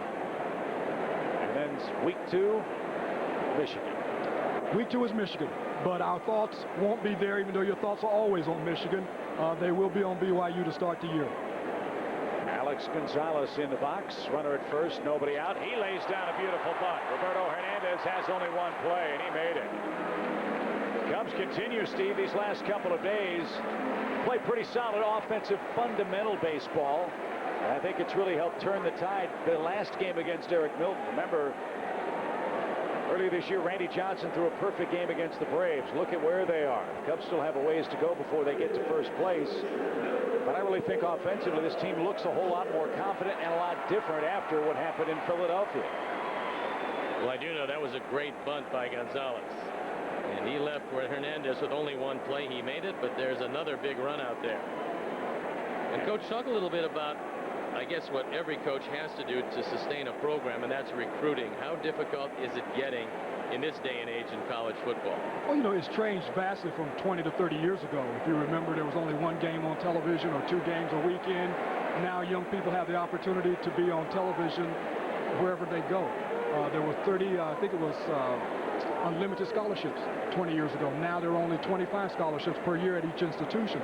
So those dynamics have changed recruiting, where it's more difficult to attract that guy to your place, regardless of where you are. But it's exciting when you can land that prospect that can really make a difference in your program. 2 balls and a strike to Farnsworth. And I would say things have worked out very well for you. You got a chance to be a head coach at Stanford, a wonderful institution. And now you're at Notre Dame. It has to be exciting on a daily basis, the whole community getting behind you each and every day. Well, it is, and especially when you believe that you have the ability to add something to that community in the presence of quality young people that really, at some point in their lives, will make a difference in not only the Notre Dame community, but in all the communities of this country. Farnsworth thought about a home run, nearly sat down. He swung so hard. Relief guys don't get too many chances to swing the bat in regulation play. So Kyle will dig back in with an even count of 2 balls, 2 strikes. Cubs lead 9-6. 3 homers from Aramis Ramirez today. And Kyle pops that out of play at 2-2. Coach, you broke in at 10-2 with the Irish. Last year, obviously, a disappointing season as far as the record goes at 5-7. Reading the bio, a lot of kids coming back. You figure you'll be able to turn things around with some more veteran, senior, and upperclassmen leadership on that club. Well, I think not only am I more confident in our prospects for this year, but I think our young men are. And it's amazing, in a sentence that you issued a few seconds ago, you said something about fundamentals and you said something about confidence. And it's amazing, regardless of the sport, regardless of the job, when one is confident, how much better you do that task. And I think that very much characterizes our football team. How hard is it for either a coach or a player to be a part of that Notre Dame program, to walk into that locker room and get over the sense of awe and accept the fact that everybody's there for a reason? As Hernandez is going to try to gun out Barrett, he makes a terrible throw. Now everybody's going to try to move up 90 feet, and Farnsworth will be thrown out at second. Barrett to third with 2 outs. Smile on the face of Ed Montague. He had a couple of calls to make. It'll go as an error. It wasn't a particularly good piece of base running by Barrett. However, once he was hung up, then he made a good base running play, only to see Farnsworth as a trailer get thrown out by plenty. So if the run support holds up, you won't even look at this one again. If not, you will see it. It's E1. Barrett goes to third, but Farnsworth had delusions of Carl Lewis as he turned it on and tried to go to second. This is a man, by the way, who's batting for the first time this year. Come on, Farns. Hey, got the uniform dirty, and for a reliever, that's a moral victory, and too. He got the hit. Guys, don't do that too often, and Farnsworth with a big smile on his face. 1 ball, no strikes as we've reached the top of the hour. Mark Rodzalonic hits with 2 outs. Coach, I'm sure you probably would say the same thing about your kids in a college program. You hang around long enough, you see just about everything. Well, you do, but I must comment that you love the aggressiveness of the play. And that, to me, is what you won't always be smart. But when you play very aggressively, it also imparts some of that confidence and some of that get after that you really need to be successful. That ball fouled off Mark's foot, and Dusty Baker and the Cubs training staff will attend to him. The sense of awe was the question I was asking you before the Farnsworth play. There has to be one for you when you first took the job, for the kids who you recruit and bring into play in South Bend. Well, there is, because there's no place that really matches the history and the tradition of Notre Dame. So you walk in with a tremendous amount of respect for it.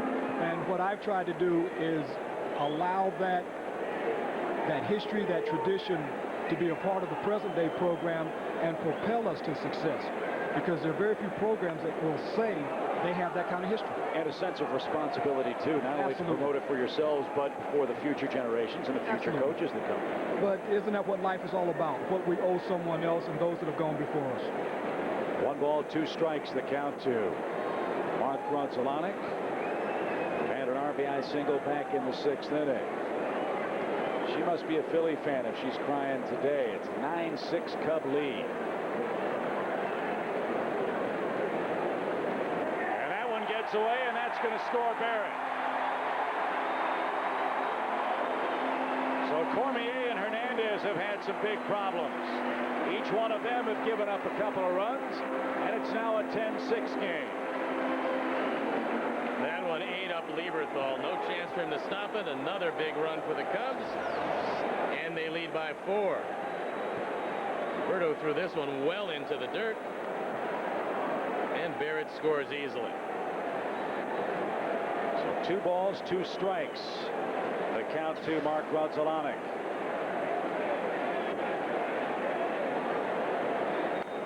And that one smacked into the seats. Well, Coach, I got to ask you one very important question. If Notre Dame was to play Steve's alma mater, Kent State, what would you say the potential outcome would be? Coach knows not to schedule that game. Those golden flashes are tough. The only outcome that I'm ever interested in is one that ends with the Irish in victory. So 1 more point. That's all you care. I'll take a half if they allow it. Well, Coach, best of luck to you and all the fine folks in Notre Dame. It's your 2nd visit in the booth. Don't take so long to come back, okay? Thank you. Tyrone Willingham, head coach of Notre Dame. Cubs 10, Phillies 6 after 7. Cubs baseball is brought to you in part by Cadillac. Bold vehicles defying convention. Robert Morris, Real College for the real world. And by Nissan, who invites you to shift the way you move through the world. Robert Morris College is one of the largest private colleges in the state. We awarded more bachelor's degrees in business management than any other private college in Illinois. A college that will test one's inner strength and create a competitive attitude where students design a path toward their future and turn their dreams into reality. It all leads to a collegiate experience that's like no other. Robert Morris College, real college for the real world. You can elect to go left. You can elect to go right. Or you can be an independent. Summer Jam. Join the party now at your Cadillac dealer. Cadillac. Breakthrough. Visit your Chicagoland area Cadillac dealer for this attractive offer. Thompson, after hearing the evidence and listening to your testimony, this committee finds you guilty of obstruction of justice, embezzlement of company funds, and questionable accounting practices. Well, there appears to be some good news. Yes, sir? Well, I just saved a bunch of money on my car insurance by switching to Geico. Thanks very much. Geico. 15 minutes could save you 15% or more on car insurance. Coming up after our game, it's the Cubs post-game show. We'll have a full recap of all of today's action, and there's been a lot of it. We'll also have analysis from Dave Otto and Gail Fisher with the Cubs post-game show immediately after our game here on Fox Sports Net. So Kyle Farnsworth will go to work here against Mike Lieberthal, then a Philadelphia pinch hitter, then Jimmy Rollins. In case he has any trouble, you've got Glendon Rush up in the Cub bullpen.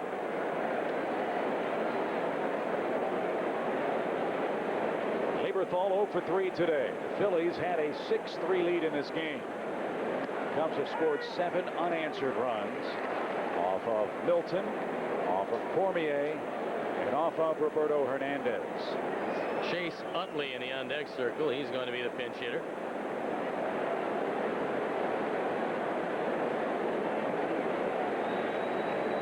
One count. Lieberthal was able to lay off 2 balls and a strike.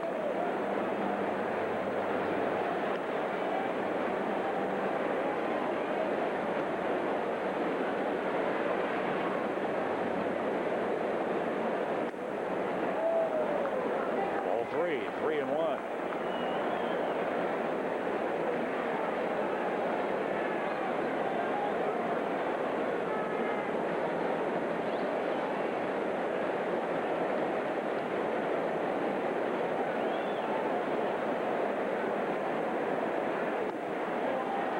took it low. Leadoff walk for the Phillies in the 8th.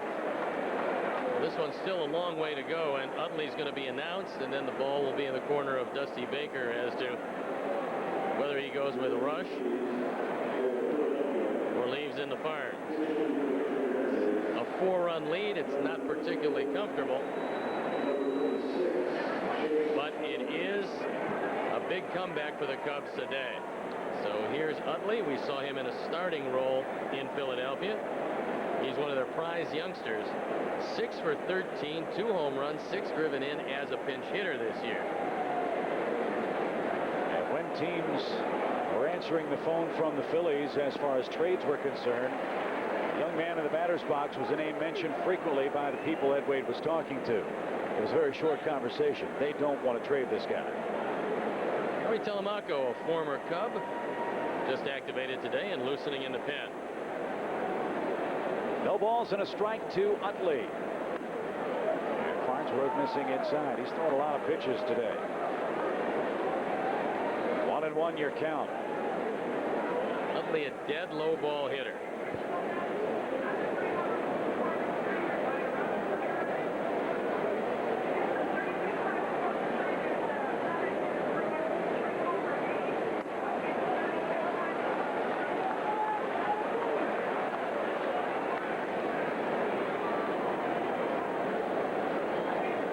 Two balls, one strike to Utley.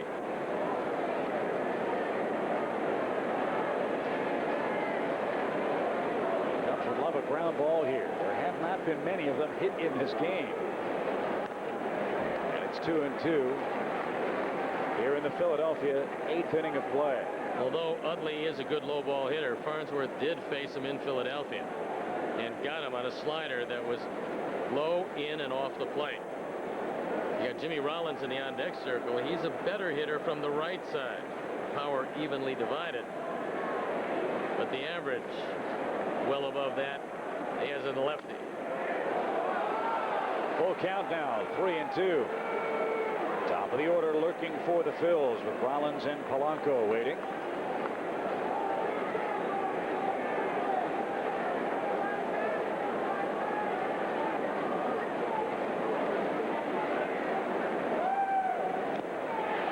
But Barrett couldn't hang on.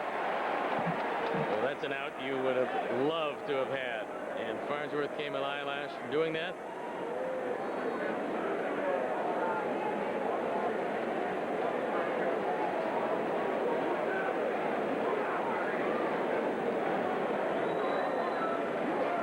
Who will be the fireman of the day for the Cubs? 3-2. Hard hit ball and foul toward the Philly pen.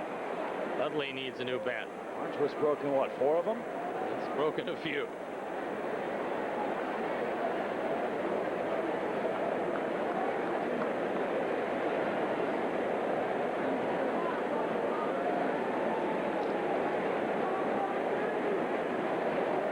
Same two teams tomorrow afternoon. It's a 12:20 Central Time start. Matt Clement against Kevin Millwood. Payoff pitch. Rocketed out of play. Then Sunday, Greg Maddux will take his first crack at victory number 300 for the Cubs. Randy Wolf will oppose him. That'll be on WGN.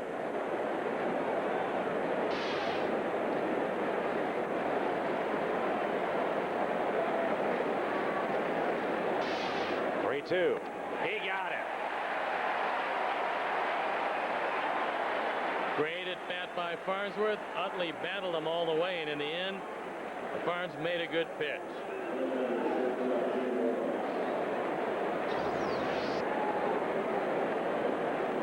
So back to the top in Rollins. It was a waist-high slider, and Utley couldn't catch up with it.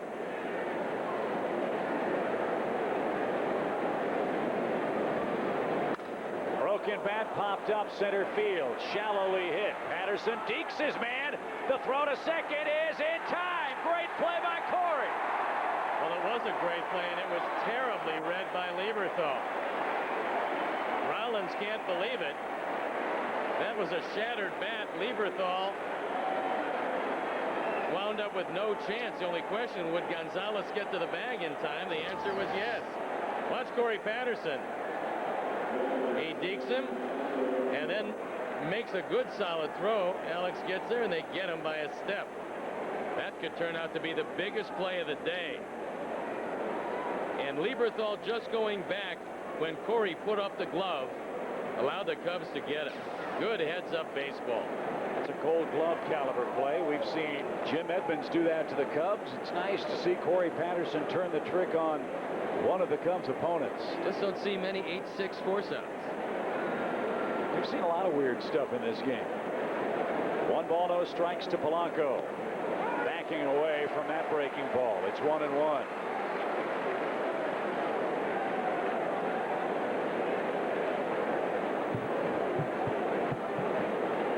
Wind shifting now. It's been blowing out all day. It's now coming in from the right field corner and blowing toward the Cub dugout. With the lead, you like that.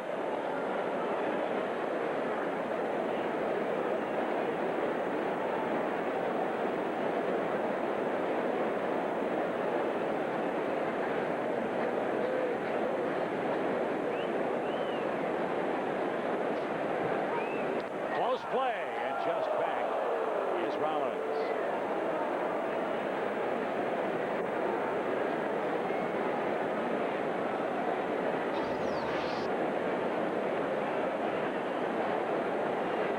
Puts the tag on him, but Rollins back by about an inch.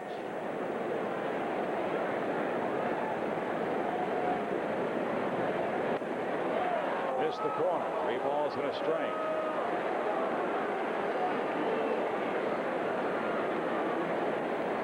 If Farnsworth doesn't get Polanco, I don't believe he'll be in to see Abreu.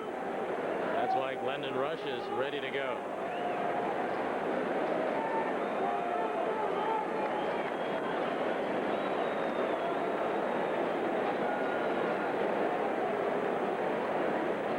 Goes. The pitch is outside, and it's ball 4 to Polanco. So Dusty Baker will again have to go to his bullpen. Farnsworth goes to the Cub clubhouse. Pretty effective effort from Kyle today. A couple of walks, 1 strikeout in 1 inning and 1/3 worth of work. Did not give up a hit, and so it'll be Kent Merker coming in from the Cub bullpen. Farnsworth. I beg your pardon. Sharon Panazzo said it was Kent Merker. It was Glendon Rush. My apologies. 10-6 is your score. And one of the Cubs MVPs on that pitching staff, Glendon Rush, goes to work when we come right back.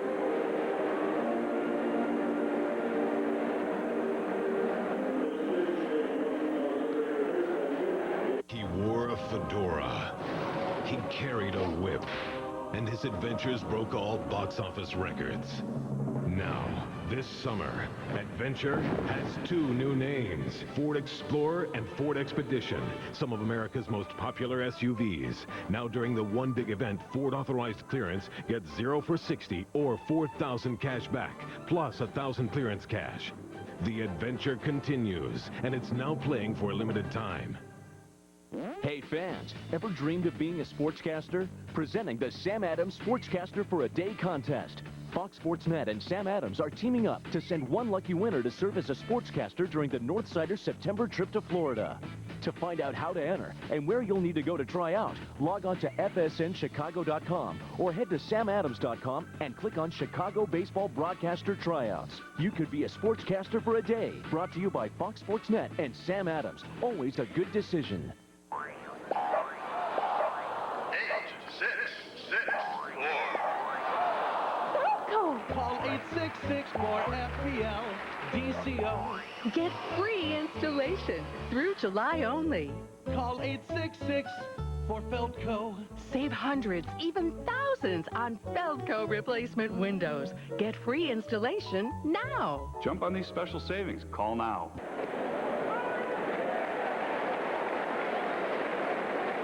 So it is Glendon Rush now to face Bobby Abreu, who's had a mammoth day for the Phillies. A couple of home runs, 4 knocked in. And a rocket into right center field. That's going to be trouble. Sammy plays it on a hop. Scoring on the play is Rollins. It's now a 3-run Cub game, and Jim Thome's coming up.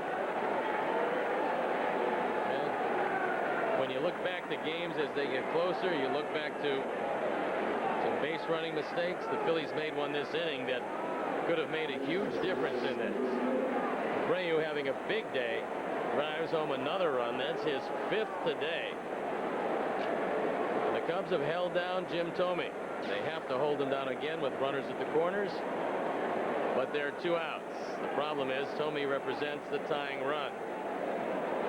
His career high in the game for RBIs is 6. Well, another problem with Thome, he's 4 for 9 with a home run against Glendon Rush. Those are big numbers. Troy Hawkins loosening up in a hurry.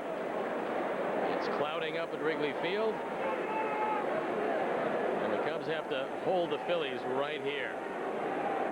We told you that this Cub-Philly matchup is a slugger's paradise. Another fly ball center. Corey coming in, slowing now. No need for a deep.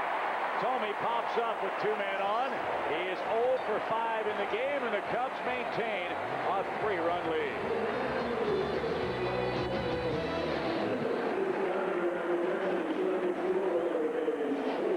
Here's an honest question. If we don't scream and shout or pound on the hood, and we offer you a great car with award-winning quality, rated a first for safety, that gets nearly 30 miles per gallon highway, for a car like that, would you expect this? $5,000 cash back, not just on any car, but on America's best-selling full-size car, the 2004 Buick LeSabre. See your nearest Buick dealer. At Maury Edelson Cadillac, loyalty has its rewards. Break through in the revolutionary new Cadillac CTS. Current GM owners get $2,000 cash back, $7,000 cash back on the luxurious new DeVille, and the always stylish Cadillac Seville. Current GM owners get $5,000 cash back, or get 0% financing for 60 months on Cadillac Escalade, EXT, and the extended ESV. At Maury Edelson Cadillac, 1 mile north of I-55 on LaGrange Road in Hodgkins. So, what do you think? I think I need something faster. Faster? You know how much horsepower this thing has? 1? Yeah, about that. Some things just don't compare. Where you going? Like Comcast high-speed internet versus DSL. Comcast is up to 3 times faster. Get connected for $19.99 a month for 4 months. Call 888-4BEST-TV. Today at 5:30 on Fox Sports Net. Time for a Cadillac in-game update. I'm Gail Fisher inside the Fox Sports Net newsroom. Some news and notes from around the league. The Padres, who lead the wild card race, have acquired Brad Fulmer for a minor leaguer from the Texas Rangers. Also, Jeff Kent has been suspended for 3 games for a tirade in Milwaukee. He kicked some dirt on home plate, so he'll sit for a couple of games. Now let's send it back to Chip and Steve. All right, Gail, thank you very much. 10-7 is the score. Corey Patterson will go to work here. An all-around outstanding game for Corey today, and he'll greet former Cub Amaury Telemaco in the bottom of the 8th inning. Telemaco recently off the disabled list. ERA up close to 5 on for the 21st time. And it was an inspired misdirection play by Corey Patterson that, when all said and done, might become the biggest play of the game. There's been a whole lot of offense from both teams. Cubs and the Phillies banging away at the respective pitching staffs. The Cubs have had the better of it in that department. And LaTroy Hawkins loosened up and ready to go if, in fact, it is a save situation. Right now, it looks that way.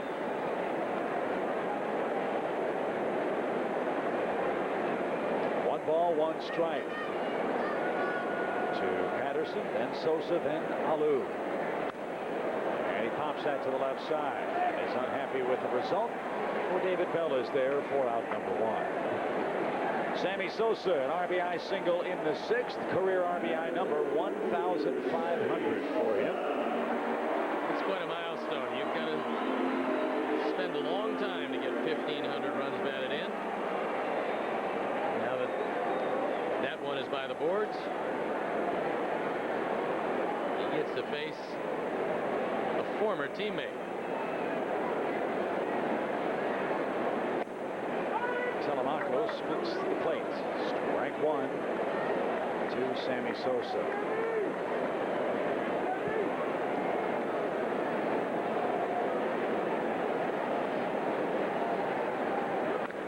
Line drive over Bell's glove and into left field. Long single for Sosa.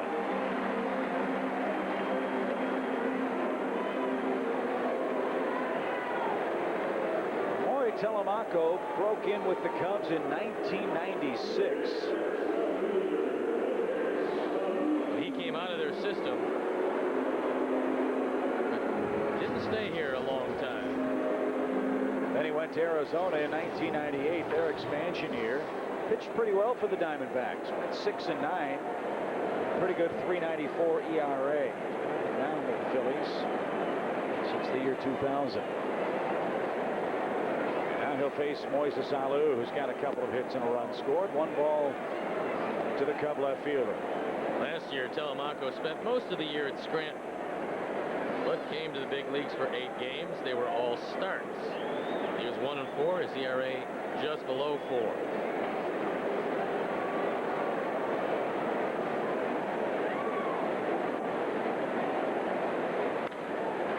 A mile-high major league pop-up right in the middle of the infield. With the catch for out number 2. Eric Lee's gotten in on the fun. He hit a 2-run homer in the 4th inning. That tied the game at 3. And he now has a 5-game hit streak, which he'll carry into the middle game of the series tomorrow.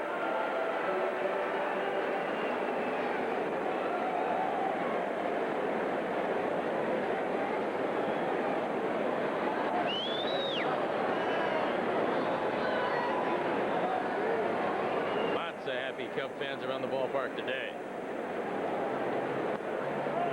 That's upstairs to Derek Lee. 1 ball, no strikes. And the Cardinals are in San Francisco later tonight. Carpenter against Jerome Williams.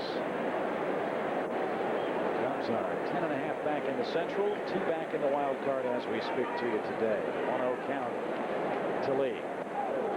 Well, if Derek can keep it alive, it'll bring Ramirez up, and you know the fans are going to give him a tremendous round of applause. 3 home runs today. The 35th time in the history of the Cubs that a Cub has hit 3 home runs in 1 game.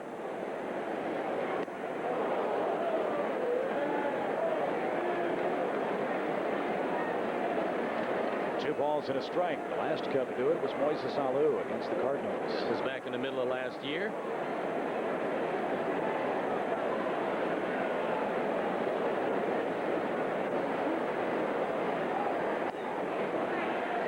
And he's 1 pitch away from bringing Ramirez to the plate.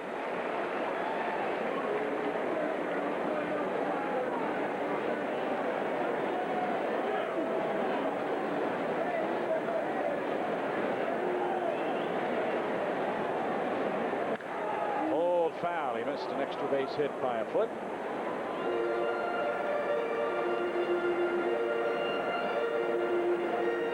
Troy is ready to go. And if he does come in and the score stays the same, he'll be going for save number 15. No Cub has ever hit 4 home runs in a game. I'd like to see Derek get on. Sammy runs. The pitch is bounced slowly to the left side. And the play to first in plenty of time. And Ramirez's chance for history appears to have been denied. At least that's what we hope for. It's a save chance for Hawkins. Cubs by 3 after 8.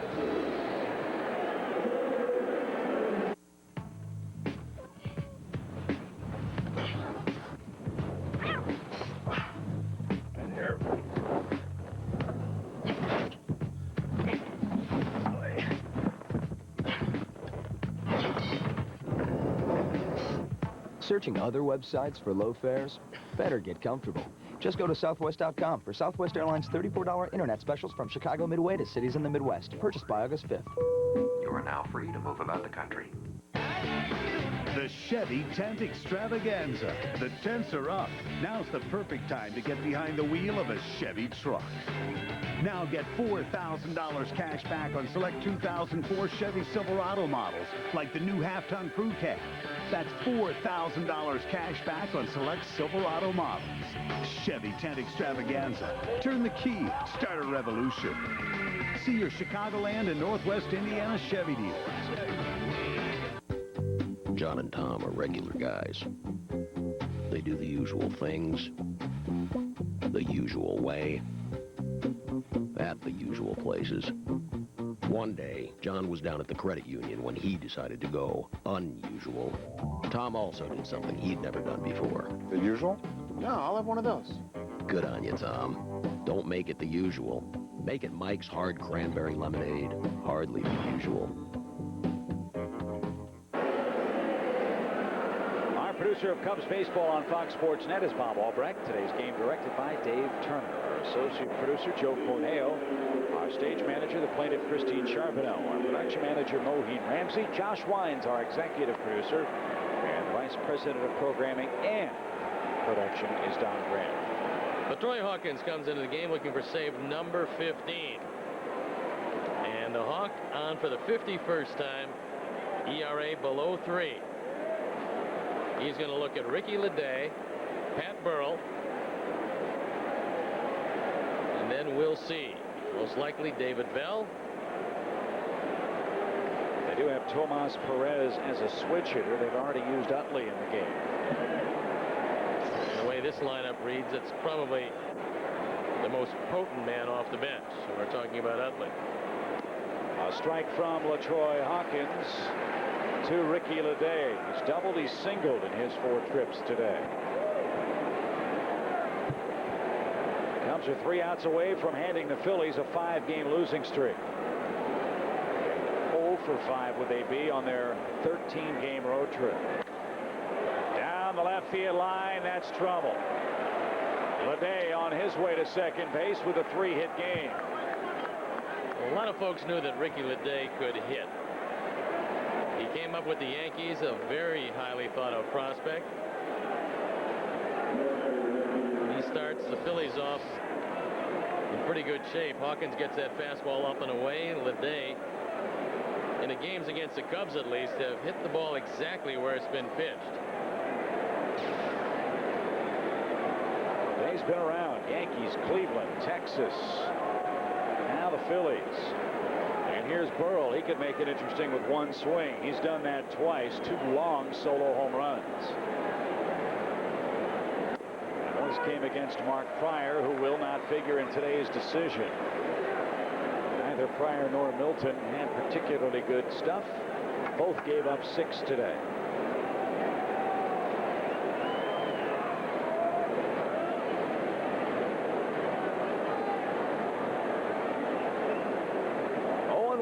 To Pat Burrell.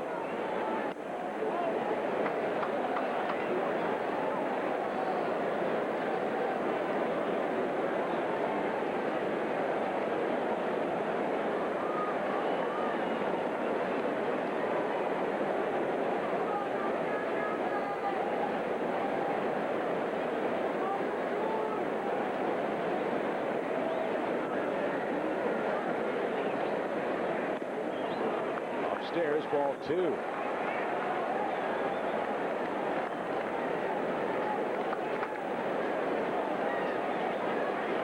Always seems like when you're starting to hit the ball well, and that's any hitter, you take close pitches. And today, that's what Burrell's been doing. 2-1 your count. And again, those last 2 pitches just missed. But Burrell's worked it into a 3-1 count. A wonderful hitter's count. And he's already hit 2 bombs today. Hawkins can't afford to let him join the Ramirez 3-home run club.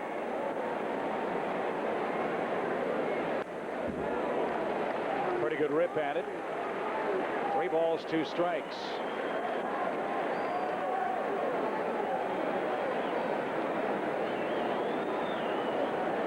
of years ago, Burrell hit 37 home runs and drove in 116. Well, that's when he got the long-term, very lucrative contract.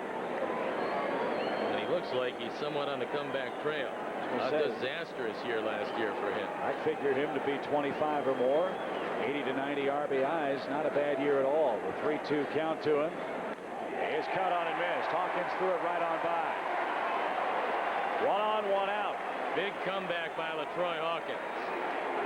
It ensures that you don't necessarily have to face a tying run. He heats him upstairs. Burrell goes down on strikes. So he ends his day 2 for 4, and it'll bring up Bell. Bell 1 for 2 with a single and 2 walks.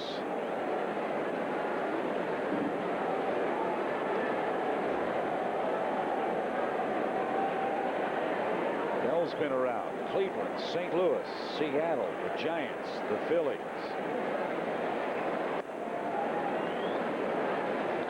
Kind of a unique situation in baseball. This is a third baseman who's hit 20 home runs just twice in his career at the major league level. Corneli had a power position along with first base on the infield.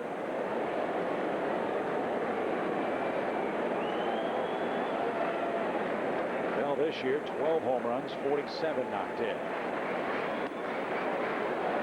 Letter high, ball 2, 2-0.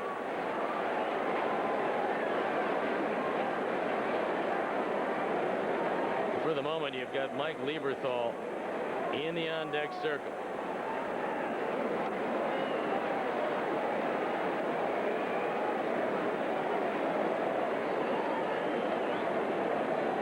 Huge lead by Leday.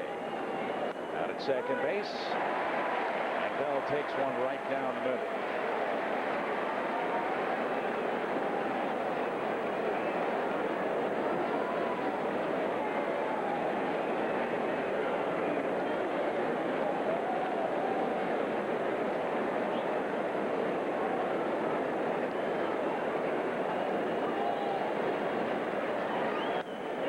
Outside corner, perfect pitch.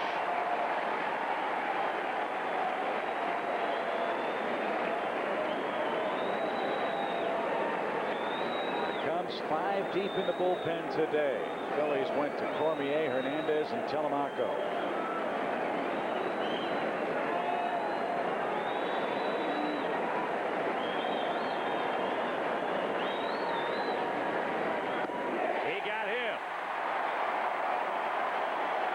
Good comeback by Hawkins. A blistering fastball out of the zone, too close to take, and Bell is down on strikes. 1 out away for Hawk, 1 out away for victory. Phillies had this one in their hands. It's 6-3 after 5. But the Cubs scored 5 in the 6th, 2 in the 7th, and lead it by 3 here in the 9th inning. Chance to win their 4th game in 5 outings after the near no-hitter against the Phillies. Who knows when the tale of this season is told? Perhaps that's when Cubs will be able to look back and say their fortunes began to improve offensively and in the standings.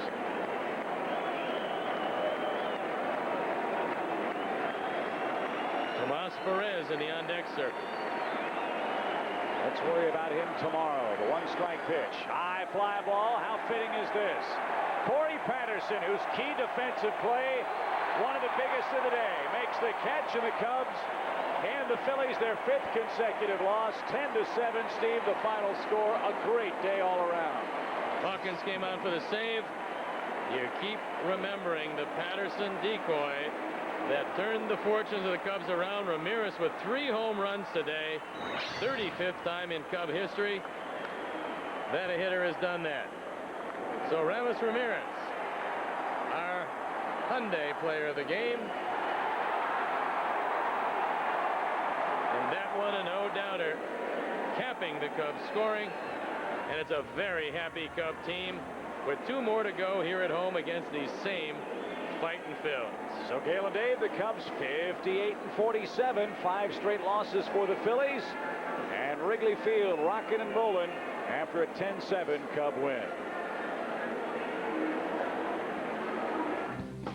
Chip, coming up on the postgame show. Lots of offense today. Hear what Dusty Baker has to say about this one. The Cubs skipper joins us live, and it was the day of the long ball. Lots of players going solo. We'll talk about the home runs hit today and who is the hardest left-handed pitcher the Cubs have faced. The answer to our poll question. It's all coming up next on the postgame show.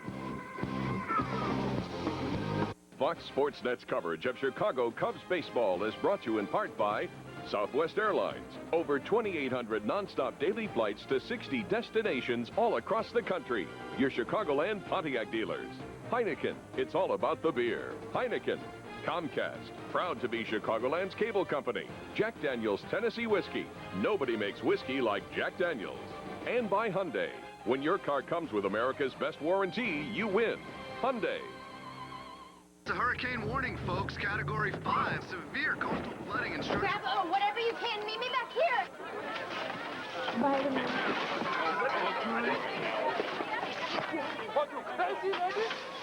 Hey, baby doll. No.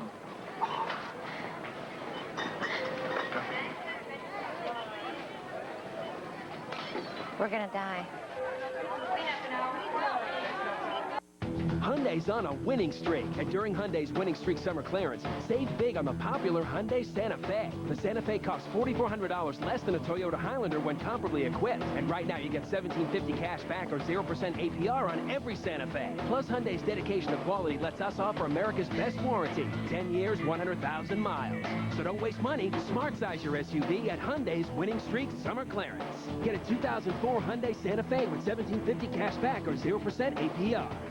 Come see the latest in home entertainment, information, and communication technology at the Comcast Showcase of Homes. Weekends July 31st through August 15th. Tour these custom-built homes and see hot new trends in home design. Plus, enter to win a 42-inch plasma TV and other great giveaways. Join us at Grand Park in Plainfield, Heggs Road and 127th Street this Saturday from 10 to 4 and Sunday noon to 4. When you're ready to build your dream home, make sure it's broadband certified by Comcast. So, what do you think?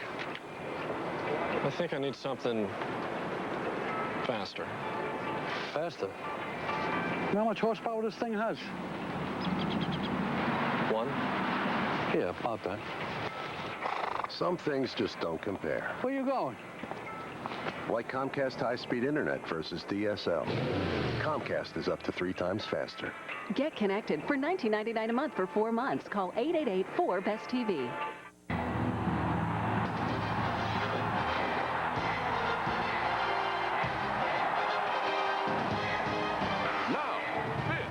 ATA Chicago Cubs postgame show, live from Fox Sports Net. Welcome into the Chicago Cubs ATA postgame show. Gail Fisher and Dave Otto here. A lot of offense out at Wrigley Field today and a lot of home runs. The Cubs come out on top 10-7, and we want to talk more about this with the man, Dusty Baker. So let's head right out to Wrigley Field now and bring in the Cubs broadcast team, Chip Carey and Steve Stone, who are digging in with Dusty, brought to you by Nissan. Guys? All right, Gail, thank you very much. And Dusty, it looks like you're getting ready to audition for an off-season role as Santa Claus down there, and the Cubs gave you plenty of presents today. A 10-run outburst coming back from a 6-3 deficit. This one was an extravaganza, wasn't it?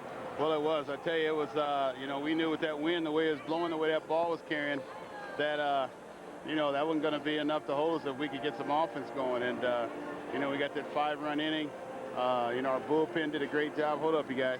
And then, you know, boy, I mean, what a game. That was an outstanding game. What a game by Aramis Ramirez. He had 3 home runs. They're hoping D-League get a hit or walk or something so you have a chance at number 4. But, yeah, that was a big one for us to win. I mean, that was a huge one to come back from behind the way we did. And Mark Pryor, you know, spit the hook today. Like he did in Philly, and let me see who got the win. I think Leicester got the win, right? Leicester's 3-0. He did get the win and did another great job out of your bullpen. Yeah, he did, and he's turning into our vulture, I guess. When he goes out there, you know, we end up winning, so we just got to keep that in mind for next time.